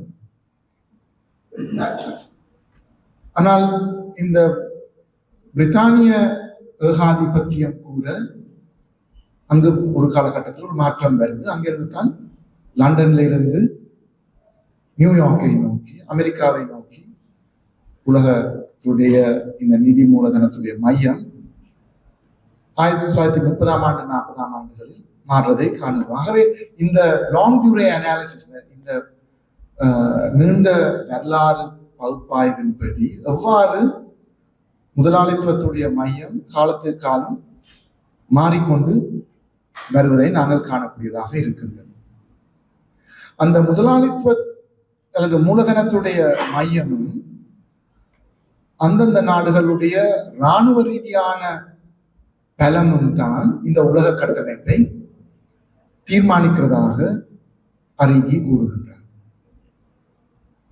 இதை லெனின் போன்ற அறிஞர்கள் ஏகாதிபத்தியம் என்று கூறுவார்கள். ஹாப்சன், ஹில்ஃபர்டிங்களுடைய கோட்பாடுகளை வைத்துத்தான் எவ்வாறு ஒரு சர்வதேச கட்டமைப்பு உருவாக்கப்படுகின்றது, அங்கு எவ்வாறு நிதி மூலதனத்துடைய பங்கு எவ்வாறு இருக்குது, இராணுவ பலம் எவ்வாறு இருக்குது, எவ்வாறு இந்த பல தேசங்களை கொண்ட உலகத்தில் அங்கு ஒரு கட்டமைப்பு உருவாகுது. அங்கு வன்முறையும் இருக்கின்றது, யுத்தங்கள் நடைபெறுகின்றது. அதே நேரம் இந்த நிதி மூலதனத்தை பயன்படுத்தி ஒரு தலைமைத்துவமும் உருவாகுது. வெறுமனே வன்முறை ஊடாக மட்டும் அந்த உலக கட்டமைப்பு உருவாகுவது அல்ல. அங்கு அதாவது இந்த ஜியோவானி அரிகி, கிராம்ஷி தான் அவரும் அந்த மேலாதிக்கம் அல்லது ஹெஜமனி என்ற ஒரு எண்ணக்கருவை பெற்று பயன்படுத்துகின்றார். அந்த ஹெஜமனி என்று சொல்லும் பொழுது அது வெறுமனே கோஷன், அதிகாரம் அல்லது வன்முறையுடன் மட்டும் இருப்பதல்ல, ஒரு விதமான ஒப்புதலையும் ஏனைய இடங்களிலிருந்து பெற்றுக்கொண்டுதான் அவர்கள் ஆட்சி புரிவதாக இருக்கின்றது. இப்ப இதை எவ்வாறு நாங்கள் சர்வதேச ரீதியாக விளங்கலாம் என்று சொன்னால், இந்த அமெரிக்காவுடைய மேலாதிக்கம், அமெரிக்க ஏகாதிபத்தியமும் இருக்குது. ஒரு பக்கம் நாங்கள் அண்மை காலத்தில் கூட பார்த்த மாதிரி ஈரான் மேலான தாக்குதல் அல்லது 20 வருடங்களுக்கு முன்பு ஈராக் மேல், ஆப்கானிஸ்தான் மேல் இப்படிப்பட்ட இராணுவ ரீதியான தாக்குதல்களும் வன்முறையும் இருக்கின்றது. ஆனால் மற்ற பக்கம் பார்த்தோமானால் இந்த அமெரிக்காவுடைய இந்த மேலதிக்க காலத்தில் பல நாடுகள் அமெரிக்காவை பின்பற்றுவதையும் நாங்கள் காணக்கூடியதாக இருக்கின்றது. அமெரிக்காவுடைய தலைமைத்துவத்தை ஏற்றுக்கொண்டு, அது ஜப்பானா இருக்கலாம், ஐரோப்பாவா இருக்கலாம், ஏன் 3ஆம் உலக நாடுகள் பல நாடுகள் கூட அந்த ஒப்புதலுடன் தான் அந்த ஆட்சி நடைபெறுகின்றது. ஆனால் இந்த நீண்ட வரலாறு, முதலாளித்துவத்துடைய நவீன காலத்துடைய நீண்ட வரலாறை பார்க்கும் பொழுது அந்த மேலாதிக்கம் காலத்துக்கு காலம் அவிழ்ந்து போகின்றது. அது ஒரு நெருக்கடிக்குள் வந்து உண்மையை கூறப்போனால் ஒரு பெரும் வன்முறை யுத்தங்கள் ஊடாகத்தான் அடுத்த கட்ட நிலைமைக்கு போகின்றது. உதாரணமா பிரித்தானிய சாம்ராஜ்யத்திலிருந்து அமெரிக்காவுடைய மேலாதிக்கத்தில் இந்த மாற்றம் என்று சொல்லும் பொழுது அந்த இடைவெளியில் 2 உலக யுத்தங்கள், இந்த கிரேட் டிப்ரெஷன், பெரிய ஒரு பொருளாதார நெருக்கடி, இவ்வாறான பல குழப்பங்கள் மத்தியில் தான் அந்த ஒரு மேலாதிக்கத்திலிருந்து இன்னொரு மேலாதிக்கம் உருவாகும். அப்ப நான் அரிதி உடைய ஆய்வுகளிலிருந்து, கிராம்ஷியுடைய ஆய்விலிருந்து நான் முன்வைக்க விரும்புகிற விடயம் என்னவென்றால், தற்போதும் அவ்வாறான ஒரு உலக கட்டமைப்பில் இருக்கிற ஒரு மாற்றம் உள்ள ஒரு காலமாக தான் இருக்கின்றது. அதாவது எவ்வாறு 1930ஆம் ஆண்டுகளில் பிரித்தானியாவுடைய மேலாதிக்கத்திலிருந்து அமெரிக்காவுடைய மேலாதிக்கம் உருவாகினதோ அதே மாதிரி தான் தற்போது இந்த அமெரிக்காவுடைய மேலாதிக்கம் குலைந்து போகும் ஒரு நிலைமையை நாங்கள் காணக்கூடியதாக இருக்கின்றது. ஆனா இது அப்படிப்பட்ட ஒரு பெரிய ஒரு சக்தி மெதுவாக கைவிடப் போவதில்லை. பெற்றும் அழிவுகளுடன் தான் அவ்வாறான ஒரு மாற்றம் ஏற்படும். அப்ப இந்த சூழல், இந்த கொந்தளிப்பு என்று சொல்வது இதெல்லாம் பலவிதமான சிக்னல்ஸ் என்று சொல்லலாம். எவ்வாறு எங்களோட உலகம் மாறிக்கொண்டிருக்கின்ற ஒரு விடயத்தை இங்க நாங்கள் காணக்கூடியதாக இருக்கிறது. அப்ப ஒவ்வொரு மேலாதிக்கம் உருவாகும் பொழுதும் அதுக்கு சில வித்தியாசமான தன்மைகளும் இருக்கின்றது. ஒலந்தாவுடைய மேலாதிக்கமும் பிரித்தானியாவுடைய மேலாதிக்கம் முழுமையாக நேரடியான காலனித்துவ ஆட்சி மத்தியில் இருந்த ஒரு மேலாதிக்கமாக இருந்தது. ஆனா அமெரிக்காவுடைய மேலாதிக்கம் அப்படிப்பட்ட நேரடியான ஆட்சி இல்லாவிட்டாலும் ஒரு விதமான, ஒரு சிலர் அதை ஒரு நவ காலனித்துவம் என்று சொல்லுவார்கள். நேரடியாக இல்லாவிட்டாலும் அவர்கள் அந்த காலனித்துவ ஆட்சி முறைக்கு ஏற்ற மாதிரியான சுரண்டல் தொடர்ந்து இருப்பதை காணக்கூடியதாக இருந்தது. அதை முன்கொண்டு போவதற்கு தான் அமெரிக்கா பல சர்வதேச நிதி நிறுவனங்களை உருவாக்கியிருந்தது. அது IMF இருக்கலாம், வேர்ல்ட் பேங்கா இருக்கலாம். 1950ஆம் ஆண்டுகளில் GATT என்று அது வேர்ல்ட் ட்ரேட் ஆர்கனைசேஷனாக மாறி வந்தது. இவ்வாறான சர்வதேச நிறுவனங்கள் ஊடாகத்தான் அந்த நவகாலனித்துவ ஆட்சி உருவாகுது. தொடர்ச்சி அந்த மேலாதிக்கம் நிலைநாட்டப்படுகின்றது. அப்ப ஒவ்வொரு காலத்திலையும் அந்த மேலாதிக்கத்துடைய அமைப்புகள், தன்மை, அந்த ஆட்சி முறையில் பல மாற்றங்களும் காணப்படுகின்றது. அருகி சொல்கின்றார், இன்றைக்கும் இது பேசப்பட்ட விடயம், அமெரிக்காவுடைய மேலாதிக்கத்துக்கு வர முதலாவது சவால் அந்த சிக்னல் கிரைசிஸ் என்று சொல்றார். அமெரிக்காவுக்கு ஒரு நெருக்கடி வருது. இப்ப வருது 1970ஆம் ஆண்டு. எங்கேருந்து வருது? அப்பதான் அவர்கள் அந்த பிரிட்டன் வுட்ஸ் ரெஜிம்ல இருந்து மாறுகின்றார்கள். கோல்ட் ஸ்டாண்டர்ட்ல இருந்து வெளியே வரார்கள். அது ஒரு பக்கம் பொருளாதார ரீதியா இருந்தாலும், மற்ற பக்கம் வியட்நாமில் அவர்கள் கண்ட தோல்வி. அது அவர் ஒரு அமெரிக்காவுடைய மேலாதிக்கம் இனி வீழ்ச்சி நிலைமைக்கு போகுது என்று கூறுவது அதன் தொடக்கம். பிறகு 2003ஆம் ஆண்டிலிருந்து ஈராக், ஆப்கானிஸ்தானில் வந்த யுத்தத்தை, பிறகு 2009ஆம் ஆண்டு வந்த இந்த பெரிய உலக பொருளாதார நெருக்கடி அமெரிக்காவுடைய டெர்மினல் கிரைசிஸ் என்று சொல்றார். அமெரிக்கன் ஹெஜமனியுடைய டெர்மினல் கிரைசிஸ், அந்த ஒரு முடிவை எடுத்து காட்டுற ஒரு விடயமாக பார்க்கிறேன். இதை தொடர்ந்து அமெரிக்கா தன்னுடைய மேலாதிக்கத்தை நீடிக்க முடியாத ஒரு நிலைமை 2010ஆம் ஆண்டு கால பகுதியில் உருவாகி இருக்கிறதாக கூறுகின்றார். அப்ப அந்த 70ஆம் ஆண்டுகளில் வந்த நெருக்கடிக்கு பின்புதான் அமெரிக்காவுடைய ஆதிக்கத்துக்கு கீழ் தான் நாங்கள் சொல்லுவோம் இந்த நவதாராளவாத கொள்கைகள் என்று. இலங்கையில் சொல்லும் திறந்த பொருளாதார கொள்கைகளா இருக்கலாம், இந்த சுதந்திர சந்தை என்று சொல்லுவார்கள், வர்த்தக ரீதியான தாராளமயமாக்கம், சர்வதேச நிதித்துறையுடைய தாராளமயமாக்கம், தனியார் மயமாக்கம், நவதாராளவாத சிந்தனை என்பது ஒரு விதமான சமூக நலன்புரி அரசு ஒன்றும் இல்லாமல் எல்லோரும் தனிநபர்களாக பொறுப்பு எடுக்க வேண்டும். அப்படி பலவிதமான சுரண்டல்களை முன்கொண்டு போகும் நிதி மூலதனம் மேலோங்கி இருக்கிற ஒரு நிலைமை. அதாவது 70ஆம் ஆண்டில் அமெரிக்காவுடைய மேலாதிக்கம் வந்து 70ஆம் ஆண்டில் அதில் அங்கு ஒரு பெரிய ஒரு சவாலும் ஒரு நெருக்கடியும் அதுக்கு வருகின்றது. அதற்கு முகம் கொடுக்கும் விதத்தில், ஏன்னா முதலாளித்துவத்தால் அதுக்கு முதல் 2ஆம் உலக யுத்தம் முடிஞ்ச பிறகு அங்கு வந்த முன்கட்டுமானத்துடன் வந்த முதலாளித்துவத்துடைய லாபம் தொடர முடியாத நிலைமையில் 2ஆம் உலக யுத்தத்துடன் ஐரோப்பா, ஆசியா பல இடங்கள் தரமட்டமாக்கப்பட்டு பெரும் முதலீடுகள் தேவைப்படுகிறது. முதலாளித்துவத்துடைய பொற்காலம் என்று கூட கூறுவார்கள். அந்த அளவுக்கான லாபம் திரட்டப்படுகிறது.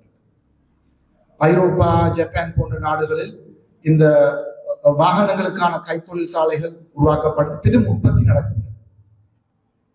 கைத்தொழில் மூலதனம் தான் அந்த காலத்தில் மேலோங்கி இருக்கின்றது.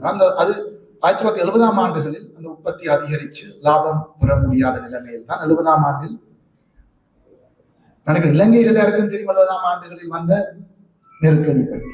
ஆனால் இலங்கையில் மட்டுமல்ல, சர்வதேச ரீதியா வந்து ஒரு பொருளாதார வீழ்ச்சி, அதுக்கு முகம் கொடுக்கும் விதத்தில் தான் அமெரிக்கா இந்த நவதாராளவாத கொள்கைகளை உருவாக்கி உலகெங்கும் இந்த சுதந்திர சந்தையை பரவுவதும் அல்லது இங்கு நாங்கள் சொல்லும் இந்த திறந்த பொருளாதார கொள்கைகளை திணிக்கின்றது. அதை திணிக்கிறதற்கு தான் உலக வங்கியும் சர்வதேச நாணய நிதியமும் 90ஆம் ஆண்டுகளில் உலக வர்த்தக அமைப்பும் உருவாக்கப்படுகின்றது. அதன் நோக்கம் என்னவென்றால் நிதியை பயன்படுத்தியே லாபத்தை திரட்டுவது.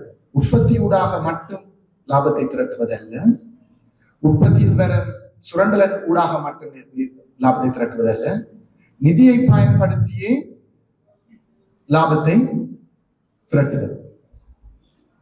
இலங்கையில் 2022ஆம் ஆண்டு வந்த இந்த பொருளாதார நெருக்கடி, இந்த கடன் பிரச்சனை கூட அதன் விளைவென்று தான் நான் கூறுவேன். நாங்கள் தொடர்ந்து கடன்களை பெறுகின்றோம். மேற்கு நாடுகள் எங்களுக்கு தரும் கடனிலிருந்தே, நிதியிலிருந்தே லாபத்தை ஈட்டுகின்றார்கள். இறுதியில் நாங்கள் கண்ணை கட்ட முடியாத நிலைமையில் ஒரு பெரும் நெருக்கடிக்கு போகின்றோம். இது இலங்கை மட்டுமில்லை, தற்போது உலகத்தில் இருக்கும் கிட்டத்தட்ட அரைவாசியான அபிவிருத்தி அடையாத நாடுகள், 70 நாடுகள் போல இவ்வாறான ஒரு கடன் பிரச்சனையில் மூழ்கி போய் இருக்கின்றார்கள். இப்ப இதெல்லாம் அந்த 70ஆம் ஆண்டுகள் வந்த ஒரு நெருக்கடிக்கான மேற்கு நாடுகள் ஒரு தீர்வா முன்வைச்ச விடயம் எவ்வாறு 3ஆம் உலக நாடுகளை தொடர்ந்து சுரண்டியது. அல்லது இன்னொரு விதமா அந்த கொள்கைகளை எடுத்து பார்த்தோமானால் அதை வந்து டேவிட் ஹாவி என்று சொல்ற ஒரு முக்கியமான மார்க்சிச அறிஞர் கூறல், அக்யூமுலேஷன் பை டிஸ்போசிஷன், உடைமை இழப்பூடான மூலதனத்துடைய திரட்டல். அதாவது நாங்கள் மார்க்சுடைய ஆய்வுகளில் இருந்து பார்க்கும் பொழுது வளமையா நாங்கள் முதலாளித்துவம் யோசிப்பது, ஒரு தொழிற்சாலையில் அங்கு போகும் தொழிலாளியை சுரண்டிதான் அங்கு லாபம் மூலதனம் திரட்டப்படுகின்றது. ஆனால் இங்கு நேரடியாக போய் சொத்துக்களை அபகரிப்பது ஊடாக இதை வந்து மார்க்சுடைய கோட்பாட்டில் ஆதி திரட்டல் என்று கூறுவார் தொடக்கம். ஆனால் அதுக்கு பிறகு வந்த ரோசா லக்சம்பர்க், அன்னை காலத்தில் டேவிட் ஹாவி போன்ற அறிஞர்கள் கூறுவது இல்ல, அது தொடர்ச்சியாகவும் முதலாளித்துவத்துடைய ஒரு தந்திரோபாயமா இருக்கு. ஆக தொடக்கத்தில் மட்டுமில்லை, தொடர்ச்சியாகவும் நேரடியாகவும் இவ்வாறு போய் சொத்துக்களை அபகரிக்கிறதும் ஒரு விதமான மூலதனத்துடைய திரட்டலாக அமைகின்றது. ஆகவே இவ்வாறான ஒரு கட்டமைப்பு, இதைத்தான் நாங்கள் உலகமயமாக்கம் என்றும் சொல்லுவோம். உண்மையா வந்து உலகமயமாக்கம் என்பது, என்னுடைய மாணவர்களுடன் கூட நான் உலகமயமாக்கத்தை விளக்கும் போது அவர்களுடைய சொல்வது, உலகம் சுருங்கி விட்டது, உலகம் ஒரு கிராமமாக வந்து விட்டது, தொழில்நுட்ப மாற்றத்துடன் உலகமயமாக்கம் வந்தது என்று கூறுவார்கள். அதில் உண்மையா நடந்தபடியா இது திட்டமிட்டு 1980ஆம் ஆண்டு இறுதி பகுதியில் 80ஆம் ஆண்டு உலக வங்கி, சர்வதேச நாணய நிதியம் நாடுகளுடைய வர்த்தக ரீதியான தடைகள் எல்லாத்தையும் நீக்கி ஸ்ட்ரக்சரல் அட்ஜஸ்ட்மெண்ட் ப்ரோக்ராம்ஸ் என்று கூறுவோம். அதாவது எங்களுடைய வெளி பொருளாதார கொள்கைகளை மாற்றி அமைச்சுதான் இந்த உலகமயமாக்கம் அல்லது நவதார உலகமயமாக்கம் உருவாகினது. அவ்வாறு ஓடிக்கொண்டிருந்த இந்த உலக பொருளாதாரம் தற்போது ஒரு பெரும் நெருக்கடியை சந்திக்கின்றது. இது இந்த வருடம் ட்ரம்போட உருவாகின விடயம் அல்ல. நான் கூறின மாதிரி 2008-2009 ஆண்டு காலப்பகுதியில் வந்த இந்த உலக நிதி நெருக்கடி, குளோபல் ஃபைனான்சியல் கிரைசிஸ் என்று சொல்லுவோம், அதன் விளைவாக பல மாற்றங்களை கடந்த 15 வருடங்களாக நாங்கள் காணக்கூடியதாக இருக்கின்றது. ஐரோப்பாவுக்குள்ளே கிரீஸில் வந்த நெருக்கடி, பிரெக்சிட் என்று கேட்டிருப்பீங்க. இந்த வர்த்தகத்தை விரும்புகிற, சுதந்திர வர்த்தகத்தை விரும்புகிற ஐரோப்பிய ஒன்றியத்திலிருந்து இங்கிலாந்து பிரிஞ்சு போனது. 2016 ஆண்டு முதல் தடவை ட்ரம்ப் ஆட்சிக்கு வந்த நிலைமை. இவைகள் எல்லாம் இவ்வளவு காலம் இந்த கடந்த 40 வருடங்களாக முன்கொண்டு போகப்பட்ட இந்த நவதாராளவாத கொள்கைகளுடைய நவதார கட்டமைப்பு, அது உண்மையில் ஒரு நிதி மூலதனத்துடைய ஒரு திட்டம் என்றுதான் சொல்லப்படும். அவ்வாறு தொடர்ந்துலாம் அதுக்கு ஒரு நெருக்கடி வந்துவிட்டது. ஆகவே தற்போது இந்த எங்களுடைய நவதாராளவாத உலக கட்டமைப்பே ஒரு நெருக்கடிக்குள் போய்விட்டது. அப்ப இது ஒரு திருப்பு முனை. நான் சொன்ன இந்த நீண்ட காலத்தில் வரும் ஒரு மாற்றம், அதுதான் இந்த கொந்தளிப்பு.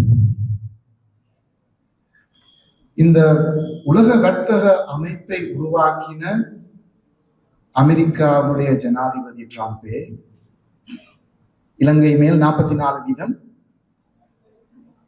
வரியை முன்வைப்பதாக கூறியிருக்கின்றார். அண்மை காலத்தில் வியட்நாமுடன் அவரோட தீர்வுக்கு வந்திருக்கிற 20% என்று சொல்லி. அப்ப எல்லாம் சுதந்திர வர்த்தமா இருக்க வேண்டும் என்று முன்வைச்ச அமெரிக்கா, ஐரோப்பா எல்லாம் திடீரென்று அப்ப அந்த உலக வர்த்தக அமைப்பு இறந்து விட்டது. அதுக்கு இனி எதிர்காலம் இல்லை. அதுக்கு எதிராக எத்தனையோ போராட்டங்கள் உலகம் நடந்தது. ஆனா இது அந்த உலக கட்டமைப்பில் உடைய மையம் தலைமைத்துவத்திலிருந்தே அதை நிராகரிக்கிற ஒரு நிலைமை தற்போது காணப்படுது. அதான் அந்த ஒரு பெரிய ஒரு நெருக்கடி.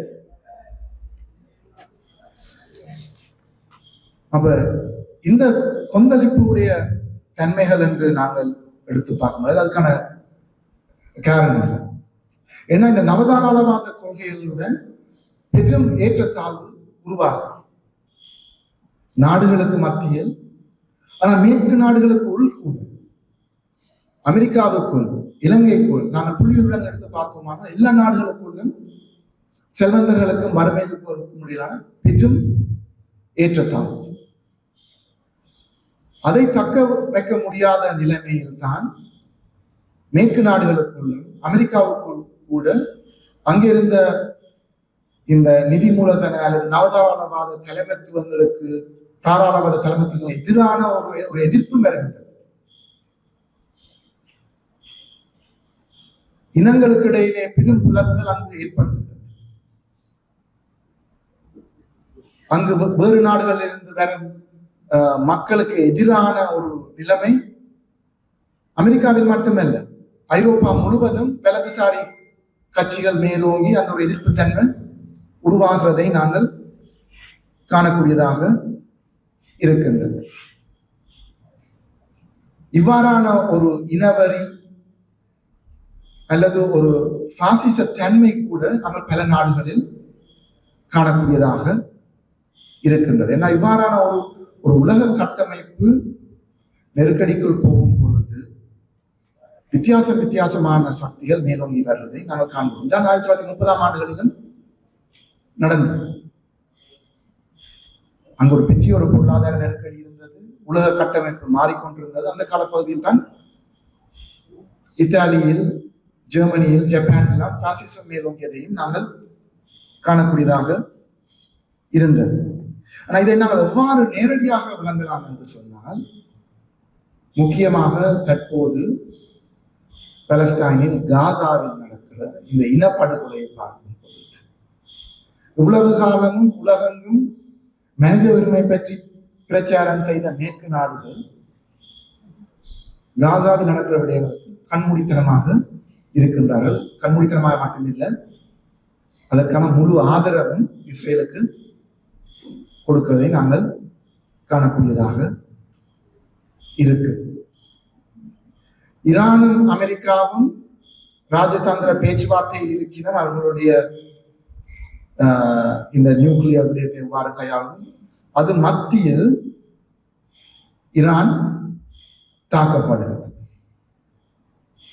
அப்ப இந்த சர்வதேச வெளிவிகார உறவுகள் என்ன, ராஜதந்திரம் என்ன, ஒரு இறமை என்ன, இவ்வாறான விடயங்கள் எல்லாம் சர்வதேச சட்டம் என்பதே ஒரு கேலி கூத்தாக்கின ஒரு நிலைமை தான் இந்த கொந்தளிப்புடன் நாங்கள் பார்க்கக்கூடியதாக இருக்கின்றோம்.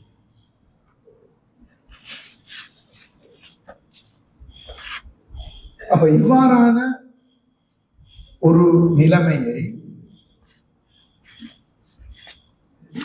எங்களுக்கு தற்போது ஒரு சரியான ஒரு ஆச்சரியமான விடயங்களா இருக்குது. ஆனா ஒரு நீண்ட கால வரலாற்று ரீதியா பார்க்கும் பொழுது காலத்துக்கு காலம்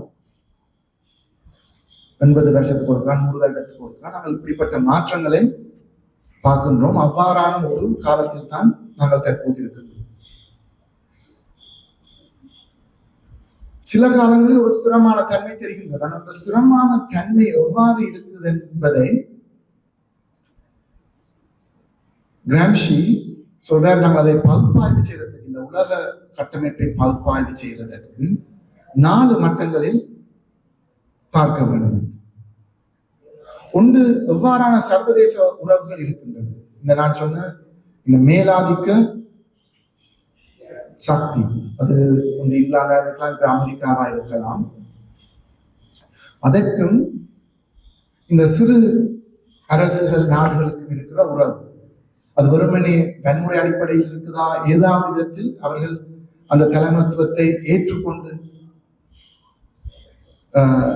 செயற்படுற நிலைமை இருக்குதா, எவ்வாறு அந்த சிறு நாடுகள் தங்களுடைய இறமையை பாதுகாக்க முயற்சிக்கின்றார்கள், அதில் குழப்பம் வருதா அல்லது அங்கே ஒரு ஸ்திரம் இருக்குதா என்பது உலக கட்டமைப்பில் தாக்கம் செலுத்தும். 2வது, நிச்சயமாக அங்க என்ன மாதிரியான வர்க்க உறவுகள் இருக்கு. நான் கூறின மாதிரி ஏற்றத்தாழ்வு மிகவும் அதிகமா இருக்குதா, அல்லது ஏதாவது ஒரு விதத்துல தொழிற்சங்கங்களை சமாளிக்கிற ஒரு நிலைமை இருக்குதா, மக்களுடைய முரண்பாடுகள் கூர்மை அடையுதா, இந்த வர்க்க ரீதியான உறவுகள் எவ்வாறு இருக்குது, அதுவும் இந்த உலக கட்டமைப்பில் தாக்கம் செலுத்தும். 3வது, எவ்வாறான அரசியல் சக்திகளுடைய ஈடுபாடு இருக்கின்றது. அரசியல் கட்சிகள் அவர்கள் மத்தியில் என்ன மாதிரியான ஒரு இணக்கப்பாடு இருக்குதா, அல்லது அங்க ஒரு குழப்பம் உருவாகுதா, அதை நாங்கள் எவ்வாறு விளங்கிக் கொண்டோம். சில காலங்களில் அரசியல் மிகவும் ஒரு பிளவுபட்ட ஒரு முரண்பாடு மிக்க காலமாக இருக்கின்றது. சில காலங்களில் அது ஒரு விதமான தேர்தல் அரசியலோடைய சமாளிக்கக்கூடிய ஒரு காலங்களாக இருக்கின்றது. 4வது விடயமாக சொல்றேன், சில காலங்களில் அது யுத்தங்கள் ஊடாகவும் ஆயுத போராட்டங்கள் ஊடாகவும் தான் தீர்க்கப்படுது. அப்ப இதை நாங்கள் 4 விதமாக பார்த்துத்தான் இந்த பகுப்பாய்வை செய்ய வேண்டும் என்ற ஒரு கருத்தை கிராம்ஷி தன்னுடைய இந்த பிரசன்ட் நோட் புக்ஸில் முன்வைக்கின்றார். தற்போது இருக்கும் காலம், என்னுடைய கருத்து இவ்வாறாக யுத்தங்கள், ஆயுத போராட்டங்கள், பெரும் பிளவுகள், வர்க்க ரீதியான முரண்பாடுகள், சிறு நாடுகளுடைய இறமையை கவனத்தில் எடுக்காத ஒரு நிலைமை, சர்வதேச கட்டமைப்பே உடைஞ்சு போற ஒரு நிலைமையாக இருக்கின்றது. அப்ப அங்க அந்த உலக கட்டமைப்பை ஒரு நெருக்கடிக்குள் போய் ஒரு பெரிய மாற்றம் பெறக்கூடிய ஒரு காலம் என்று கூறலாம். அப்ப இந்த அமெரிக்காவுடைய மேலாதிக்கம் எவ்வாறு மாறுது என்று நாங்கள் பார்க்கும் பொழுது, அமெரிக்கா ஏகாதிபத்தியத்துடைய எல்லாருக்கும் தெரியும். பல தடவை அது வன்முறையை பயன்படுத்துது. CIA ஊடாக ஆப்பிரிக்காவில் எத்தனையோ தலைவர்கள் கொலை செய்யப்பட்டார்கள். ஆனா அதே நேரம் தன்னுடைய மேலாதிக்கத்தை முன்கொண்டு போவதற்கு அது பலவிதமான கட்டமைப்புகளை உருவாக்குது, பல தந்திரோபாயங்களை பயன்படுத்துது. முக்கியமாக உலகத்தில் வர்த்தகம், சுதந்திர வர்த்தகம் இருக்க வேண்டும் என்ற ஒரு கட்டமைப்பை உருவாக்கி தன்னுடைய தலைமைத்துவத்துக்குள் கொண்டு வந்தது. அது தற்போது நெருக்கடிக்குள் போய்விட்டது. இனி அதை மீட்டெடுக்க முடியாது. அந்த வர்த்தக சுதந்திர வர்த்தக கட்டமைப்பில் நம்பிக்கை இல்லாமல் போய்விட்டது. அப்ப இந்த அமெரிக்காவுடைய மேலாதிக்கம் வந்து உடைந்து போதுன்னு சொல்லும் பொழுது இந்த என்ன காரணிகள் என்ற விடயத்தை நாங்கள் சர்வதேச ரீதியான அப்படி ஒரு கட்டமைப்பு இல்லாத நிலைமையில் நினைக்கிறேன் அடுத்த கட்டமாக வரப்போற பெரிய பிரச்சனை இந்த நிதித்துறை. உங்களுக்கு தெரியும், அமெரிக்காவில் இருக்கும் வால் ஸ்ட்ரீட், லண்டனில் இருக்கும் சிட்டி ஆஃப் லண்டன் பெருமளவு நிதி மூலதனம் குவிக்கப்பட்டிருக்கு. அங்கிருந்தான் எங்களுடைய நிதி சந்தைகளோ பங்கு சந்தைகளோ எல்லாம் அங்கே ஒரு நெருக்கடி வந்தால் உலகெங்கும் பெறவும்.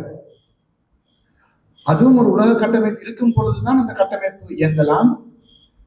என்னுடைய கணிப்பு அடுத்த கட்டமா இந்த அடுத்தடுத்த வருடங்கள் அங்கேயும் ஒரு நெருக்கடி வரத்துக்கான வாய்ப்பு இருக்குது. அதனுடன் தான் இப்பவே பல கேள்விகள் உருவாகுது. ட்ரம்ப் எப்ப இனி அடுத்ததாக உலக வர்த்தக அமைப்பு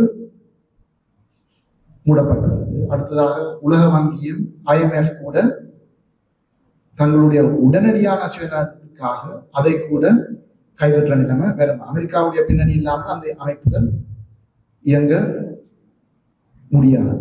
நாங்கள் உடனடியாக எவ்வளவு சொல்லலாம் யோசிக்கிறார்கள் ஒழிய நீண்ட கால அமெரிக்காவுடைய மேலாதிக்கம் ஊடாக எவ்வாறான லாபம் வரும் என்ற விடயத்திலிருந்து விலகி போற ஒரு நிலைமை காணப்படுகிறது.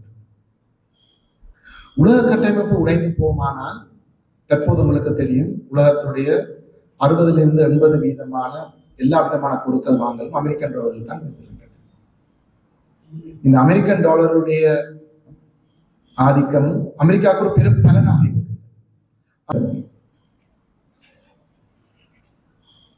இன்னும் ஒரு விடயத்தை எடுத்து பார்ப்போமானால், அமெரிக்காவுடைய ஒரு பெரும் பலமாக இருந்தது அமெரிக்காவுடைய பல்கலைக்கழகங்கள், ஆராய்ச்சி நிலையங்கள். ஆனால் ட்ரம்புடைய தற்போதைய முன்னெடுப்புகள் ஹார்வர்ட் பல்கலைக்கழகத்தில் கூட பெரும் ஒரு தாக்குதலை முன்கொண்டு போகின்றனர். ஏன் அவர்கள் உலகம் எங்கும் திறமான மாணவர்கள், ஆய்வாளர்களை கொண்டு அதன் பெருமதியெல்லாம் அமெரிக்காவுடைய ஒரு பலமாக இருந்தது.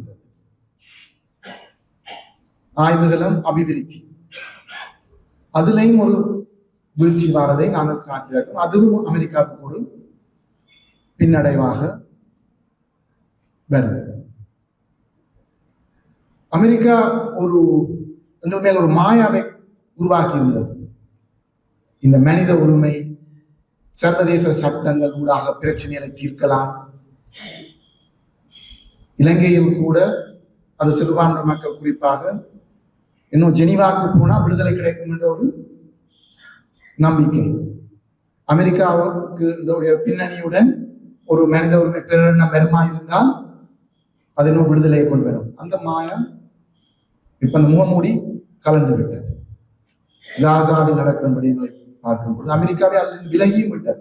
ஹியூமன் ரைட்ஸ் கவுன்சில் இருந்து அமெரிக்கா விலகி விட்டது.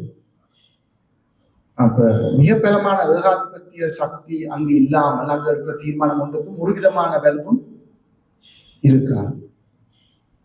சர்வதேச சட்டங்களை மீறுவதை நாங்கள் காணப்படுகிறோம். ஆகவே இந்த விதத்தில் உலக கட்டமைப்பு அவிழ்ந்து போறதை நாங்கள் எங்கள் கண்முன் காணக்கூடியதாக இருக்கின்றது. ஆனா இங்க இன்னொரு விடயமும் இருக்கின்றது. அமெரிக்காவுடைய மேலாதிக்கம், அமெரிக்காவுடைய ஆதிக்கம் என்று சொல்லும் பொழுது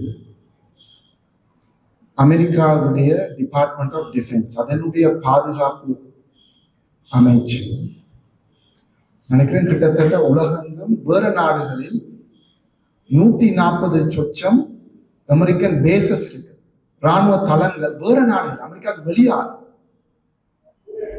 அந்த ஒரு பாரிய ராணுவ கட்டமைப்பு அமெரிக்காவிடம் இருக்கின்றது. அமெரிக்காவுடைய வெளிவிகார அமைச்சர் நாங்கள் சொல்லும் பொழுது ஸ்டேட் டிபார்ட்மெண்ட் என்ற விடயத்தை பார்ப்போம். ஆனால் கொஞ்சம் ஆழமா பார்த்தோம் என்றால் அமெரிக்காவுடைய வெளிவிகார கொள்கை ஸ்டேட் டிபார்ட்மெண்ட் மட்டும் தீர்மானிக்கிறது இல்லை. அமெரிக்காவுடைய டிபார்ட்மெண்ட் ஆஃப் டிஃபென்ஸ் அவங்களுக்குன்னு ஒரு வெளிவிகார கொள்கை இருக்கின்றது. எத்தனையோ நாடுகளுடன் ராணுவ ரீதியான ஒப்பந்தங்களை செய்து அவங்க சுயாதீனமா அங்க ஒரு பெரிய ஒரு அதிகாரம் குவிக்கப்பட்டு இருக்கு. அப்ப இந்த அமெரிக்கா பல விடயங்களில் பல பின்னடைவுகள் வரும் பொழுதும் இந்த கட்டமைப்பு அங்கிருக்கின்றது. அதனுடன் பலவிதமான அதை மேக்சிமம் அவர்கள் பயன்படுத்தும் பொழுது பெரும் அழிவும் பாரிய அளவு வன்முறையும் உலகம் மேல் வரக்கூடிய ஒரு நிலைமையும் இருக்கின்றது. அப்ப இதை நாங்கள் இந்த கொந்தளிப்பு காலம், இந்த அமெரிக்காவுடைய மேலாதிக்கம் ஒரு நெருக்கடி என்று சொல்லும் பொழுது இதை நாங்கள் கொண்டாடுவதா அல்லது இனி ஒரு ஒரு அழிவும் ஒரு துயர காலம் பெறப்போகிறதா என்ற ஒரு கேள்வியும் எங்கள் முன் இருக்கின்றது. என்னால் அவ்வாறான ஒரு பெரிய ஒரு பலமான மேலாதிக்க சக்தி மெதுவாக வெளியில போகிறது இல்லை. பெரும் அழிவுகளை உருவாக்கித்தான் அது வீழ்ச்சி அடையும். அதுதான் நாங்கள் வரலாற்றையும் பார்த்திருக்கிறோம். இந்த ரெண்டு உலக யுத்தங்களுடைய நிலைமையை எடுத்து பார்த்தால் அப்ப இந்த நிலைமை கிராம்ஷி சொல்லுவார், the old is dying but the new is yet to be born. பழையது இறந்து போகின்றது, புதுசு இன்னும் பிறக்கவில்லை. அதான் இந்த இப்ப இருக்கிற உலக கட்டமைப்புடைய நிலைமை. இந்த கொந்தளிப்பு காலத்தில் அந்த பழைய மேலாதிக்க கட்டமைப்பு இறந்து போகிறதை நாங்கள் பார்க்கக்கூடியதா இருக்கின்றது. ஆனால் எவ்வாறான ஒரு புது கட்டமைப்பு உருவாக போகின்றது என்பது உங்களுக்கு இன்னும் தெரியாது. அப்ப இந்த நிலைமையில் என்னுடைய உரையுடைய இறுதி கட்டத்துக்கு வாரத்தை எங்கள் மாதிரியான இலங்கை மாதிரியான நாடு, எங்களை மாதிரியான வேற சிறிய நாடு கடன் நெருக்கடியிலும் பொருளாதார நெருக்கடியிலும் இவ்வாறான பெரும் சக்திகளுடைய வன்முறைக்கும் முகம் கொடுக்கும் அந்த மாதிரியான சிறிய நாடுகள் என்ன செய்ய வேண்டும்? ஒரு விடயம் எங்களுக்கு தெளிவாக இருக்க வேண்டும். நாங்கள் மீண்டும் அந்த பழைய நிலைமை வரும் என்று எதிர்பார்க்க முடியாது. மேலதிகமான அனர்த்தங்கள், அது பொருளாதார அனர்த்தமாக இருக்கலாம், ராணுவ ரீதியாக பலத்தமான அனர்த்தங்களுக்கு தான் நாம் முகம் கொடுக்க வேண்டிய ஒரு நிலைமை இருக்கின்றது. பலவிதமான ஷாக்ஸ் இந்த கடந்த 5 வருடங்களிலேயே நீங்கள் பார்த்திருப்பீங்க. கொரோனா நெருக்கடி, பொருளாதார நெருக்கடி, தற்போது வந்திருக்கும் சர்வதேச பலவிதமான குழப்பங்கள், கொந்தளிப்பு. இவ்வளவு காலமும் எங்களுக்கு ஒரு தீர்வா முன்வைக்கப்பட்டது உலக வங்கியால, சர்வதேச நாணய நிதியத்தால, எங்களுடைய தலைமைத்துவத்தால நாங்கள் எவ்வாறு ஏனைய நாடுகளுடன் ஒருங்கிணைந்து எக்ஸ்டர்னல் இன்டகிரேஷன் ஏற்றுமதி அதிகரிச்சு இதனூடாகத்தான் நாங்கள் அபிவிருத்தி அடையலாம். நான் சொல்றேன், இப்ப இருக்கிறவங்களுக்கு இருக்கிற முக்கியமான சவால் இந்த எக்ஸ்டர்னல் இன்டகிரேஷன் என்பது சாத்தியப்படாத விடயம். அந்த அளவுக்கான கொந்தளிப்பான காலம். நாங்கள் இன்டர்னல் இன்டகிரேஷன் எங்கள் நாட்டுக்குள் எவ்வாறு ஒருங்கிணைந்து பலமாக எங்களை உருவாக்க வேண்டும் என்ற ஒரு காலம். அவ்வாறான ஒரு இன்டர்னல் இன்டகிரேஷன் என்று சொல்லும் பொழுது தன்னிறைவு என்பது மிகவும் முக்கியம். குறிப்பா தற்போது நான் சொன்ன இலங்கையில இன்றைக்கு நான் என்னுடைய கூடுதலான ஆய்வுகள் கிராமப்புறங்களில் இருக்கின்றது, கூட்டுறவுடன் இருக்கின்றது. இங்கே ஒரு உணவு நெருக்கடி காணப்படுகிறது. பாரி ஒரு உணவு நெருக்கடி, அதனோட சம்பந்தப்பட்டு தான் அது எங்களுடைய கல்வித்துறையை பாதிக்கின்றது. பல மாவட்டங்களில் மாணவர்களிடம் விலகுவதை நாங்கள் காணக்கூடியதாக இருக்கின்றது. ஆகவே இந்த விவசாயத்துறையிலையும் எங்களோட உணவு முறைமையிலும் தன்னிறைவை மிக வேகமாக நாங்கள் அடைய வேண்டிய தேவை இருக்கின்றது. என்றால் அடுத்த அனர்த்தம் பெறும் பொழுது, பொருளாதார அனர்த்தம் பெறும் பொழுது நாங்கள் மீண்டும் ஒரு பட்டினி நிலைக்கும் போகலாம். எங்களோட பொருளாதாரம் இயங்காத நிலைமை உருவாகலாம். ஆகவே எந்த அளவுக்கு தன்னிறைவுறாக எங்கு தன்னிறைவை அடையலாமோ அந்தந்த விடயங்களில் தன்னிறைவு அடைய வேண்டிய தேவை இருக்கு. எங்களை அபிவிருத்திக்கு நிதி தேவை என்று கூறுவார்கள். இந்த கடந்த 15 வருடங்களாக சர்வதேச ரீதியாகவும் மீண்டும் இந்த அபிவிருத்தி வங்கிகளுக்கான ஒரு முக்கியத்துவம் காணப்படுகிறது. ஏனென்றால் உங்களுக்கு தெரியும், இலங்கையில 2 அபிவிருத்தி வங்கிகள் இருந்தது. 1956ஆம் ஆண்டு DFCC உருவாக்கப்பட்டிருந்தது. 1978ஆம் ஆண்டு NDB உருவாக்கப்பட்டது. இந்த 2 அபிவிருத்தி வங்கிகளும் 1990ஆம் ஆண்டுகளில் இந்த நவதாராளவாத உலகமயமாக்கின்ற உச்சகட்டத்தில் வந்து தனியார் மயமாக்கப்பட்டு வர்த்தக வங்கிகளாக மாற்றப்பட்டது. அது உலக வங்கி மற்றும் சர்வதேச நாணய நிதியத்துடைய அழுத்தங்கள் காரணமாகத்தான் அந்த நிலைமை ஏற்பட்டது. ஆனால் 2008ஆம் ஆண்டு வந்த உலக நிதி நெருக்கடிக்கு பின்பு மீண்டும் இந்த அரசு அபிவிருத்தி வங்கிகளுடைய முக்கியத்துவம் கவனத்தில் எடுக்கப்படுகிறது. இந்த அரசு அபிவிருத்தி வங்கிகளுடைய நோக்கம் நாங்கள் நிதியில் வங்கித்துறையில் தன்னிறைவு அடைய வேண்டும் என்ற ஒரு விடயம். எவ்வாறு நாங்களே வெளிநாட்டு உலக வங்கியுடைய திட்டங்களை எடுத்து நாங்கள் முதலீடு செய்யும் பொழுது அவர்களுடைய அஜெண்டாவுக்கு தான் இங்கு அபிவிருத்தி நடக்க போது இந்த அளவுக்கு மேற்கு நாடுகள் சுருண்டி கொண்டு போகிறது. அப்படி இல்லாமல் எங்களுடைய ஒரு அபிவிருத்தி வங்கியை உருவாக்கினால் தான், பல அபிவிருத்தி வங்கிகளை உருவாக்கினால் தான் எங்களோட தேவைகளுக்கு ஏற்ற மாதிரியான அபிவிருத்தியை நாங்கள் முன்கொண்டு போகலாம். அதான் ஃபைனான்சியல் செல்ஃப் சஃபிஷியன்சி என்று கூட கூறலாம். நிதி சார்ந்த தன்னிறைவு. எகிப்துடைய மிகவும் முக்கியமான பொருளியலாளர், மார்க்சிச பொருளியலாளர், அவர் ஒரு மாவோயிஸ்டாக இருந்தார், சமீர் அமீன். 1970ஆம் ஆண்டு 80ஆம் ஆண்டுகளிலேயே அவர் முன் வச்ச கோட்பாடு, எங்களை மாதிரியான அபிவிருத்தி அடையாத நாடுகள் டீலிங்கிங் என்ற ஒரு கொள்கையை முன்கொண்டு போகும். டீலிங்கிங், அதாவது நாங்கள் எல்லாரும் மேற்கு நாடுகளுடன் இணைஞ்சு போறதில்ல, மேற்கு நாடுகளில் இருந்து பிரிஞ்சு 3ஆம் உலக நாடுகளாக இணைந்து எங்கள் மத்தியிலான வர்த்தகம் முதலீடுகளை செய்த ஒரு கட்டமைப்பை உருவாக்க வேண்டும். ஏனென்றால் மேற்கு நாடுகளுடன் இந்த வரலாறு முதல் காலனித்துவ சுரண்டப்பட்டம், காலனித்துவத்துக்கு பின்பு நவ காலனித்துவத்தால் சுரண்டப்பட்டு வந்த வரலாறு தான் இருக்கின்றது. அதிலிருந்து ஒரு வித்தியாசமான ஒரு கட்டமைப்பை உருவாக்க வேண்டும். ஆனா இங்கிருக்கும் உங்களுக்கு தெரியும், 1955ஆம் ஆண்டு பண்டும் மாநாடு, அதில் சோயன்லாய் சீனாவுடைய பங்களிப்பு பெருமளவு இருந்தது.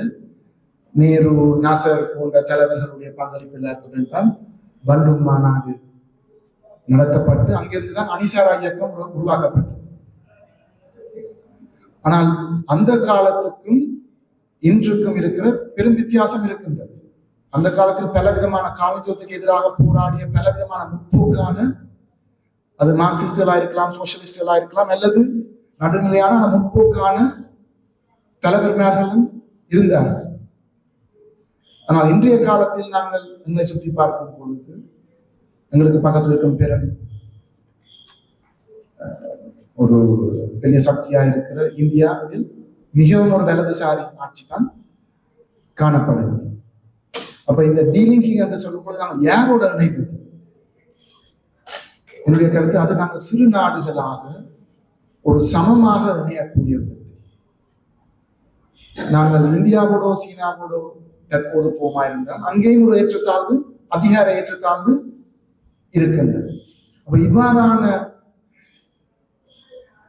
சிந்தனை எங்களுக்கு தேவைப்படுகின்றது. எவ்வாறு நாங்கள் நினைக்க போகிறோம், எவ்வாறு இந்த காலத்தில் ஒரு அணிசாரா இயக்கத்தை நாங்கள் உருவாக்கலாமா? இந்த சர்வதேச கொந்தளிப்புக்கு முகம் கொடுப்பதற்கு சிறு நாடுகளாக இணைந்து ஒரு அணிசாரா இயக்கத்தை நாங்கள் இந்த காலத்தில் மீண்டும் வித்தியாசமாக இந்த காலத்துக்கு பொருத்தமானதாக உருவாக்கலாம்.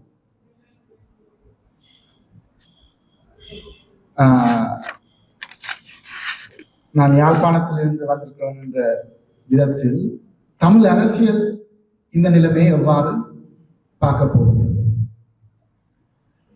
இந்த கடந்த பல தசாப்தங்களாக எங்களுடைய விடுதலை மேற்கு நாடுகளில் இருந்து வரும் என்ற இந்த மாயாவில் இருந்து இந்த சர்வதேச தலையீடாக எங்களுக்கு ஒரு தீர்வு வரும் என்ற ஒரு விடயத்திலிருந்து நாங்கள் நிச்சயமாக யதார்த்தத்தை விளங்கிக் கொள்ள வேண்டும். எவ்வாறு இலங்கைக்குள் மக்கள் மத்தியில பலவிதமான உறவுகள், ஒரு புதுவிதமான அரசியலை உருவாக்கித்தான் முன்போக வேண்டிய தேவை இருக்கின்றது. இந்த சர்வதேச கொந்தளிப்பு என்று சொல்லும் பொழுது அதனுடன் நாங்கள் வரலாற்று ரீதியா விளங்கக்கூடிய ஒரு விடயம், எங்களுக்கு முக்கியமான படிப்பினை இவ்வாறான காலங்களில் தான் பாசிசமும் மேலோங்கியதை நாங்கள் கண்டிருக்கின்றோம். இனங்கள் மத்தியிலான பிளவுபாடுகள், மிக மோசமான தேசியவாத கருத்துக்களுடன் பாசிசம் தோன்றக்கூடிய நிலைமையும் இருக்குது. பலவிதமான வன்முறை அது சர்வதேச ரீதியாக மட்டுமில்லாமல் நாட்டுக்குள்ளும் உருவாகக்கூடிய ஒரு நிலைமை ஏற்படலாம். இவைகள் எல்லாத்தையும் கவனத்தில் எடுத்துக்கொண்டுதான் எங்களுடைய பொருளாதார மற்றும் அரசியல் செயற்பாட்டை முன்கொண்டு போவாங்க என்று கூறி இந்த உரையை முடிவுபடுறேன். நன்றி. நன்றி அகிலன் அவர்களே. இத்துடன் இந்த நிகழ்வை முடிவு கொண்டு வருகிறோம். இந்த தலைமை தாங்கிய பேராசிரியர் அவர்களுக்கும் உரையை நிறுத்திய அகிலன் அவர்களுக்கும் நூலை வெளியிட்டு வைத்து அறிமுறை நடத்திய இருவர் தோழர்கள் இக்பால் லங்கவன் அவர்களுக்கும் சபையில் இவ்வளவு நேரம் இருந்து அமைதியாக இந்த உரையை கேட்டவர்கள் எல்லோருக்கும் நன்றி கூறிக்கொள்கிறேன். அத்துடன் இந்த நிகழ்வை நமக்கு ஒழுங்கமைத்து தந்த தமிழ் சங்கத்தைச் சேர்ந்தவர்களுக்கும் நன்றி. வணக்கம்.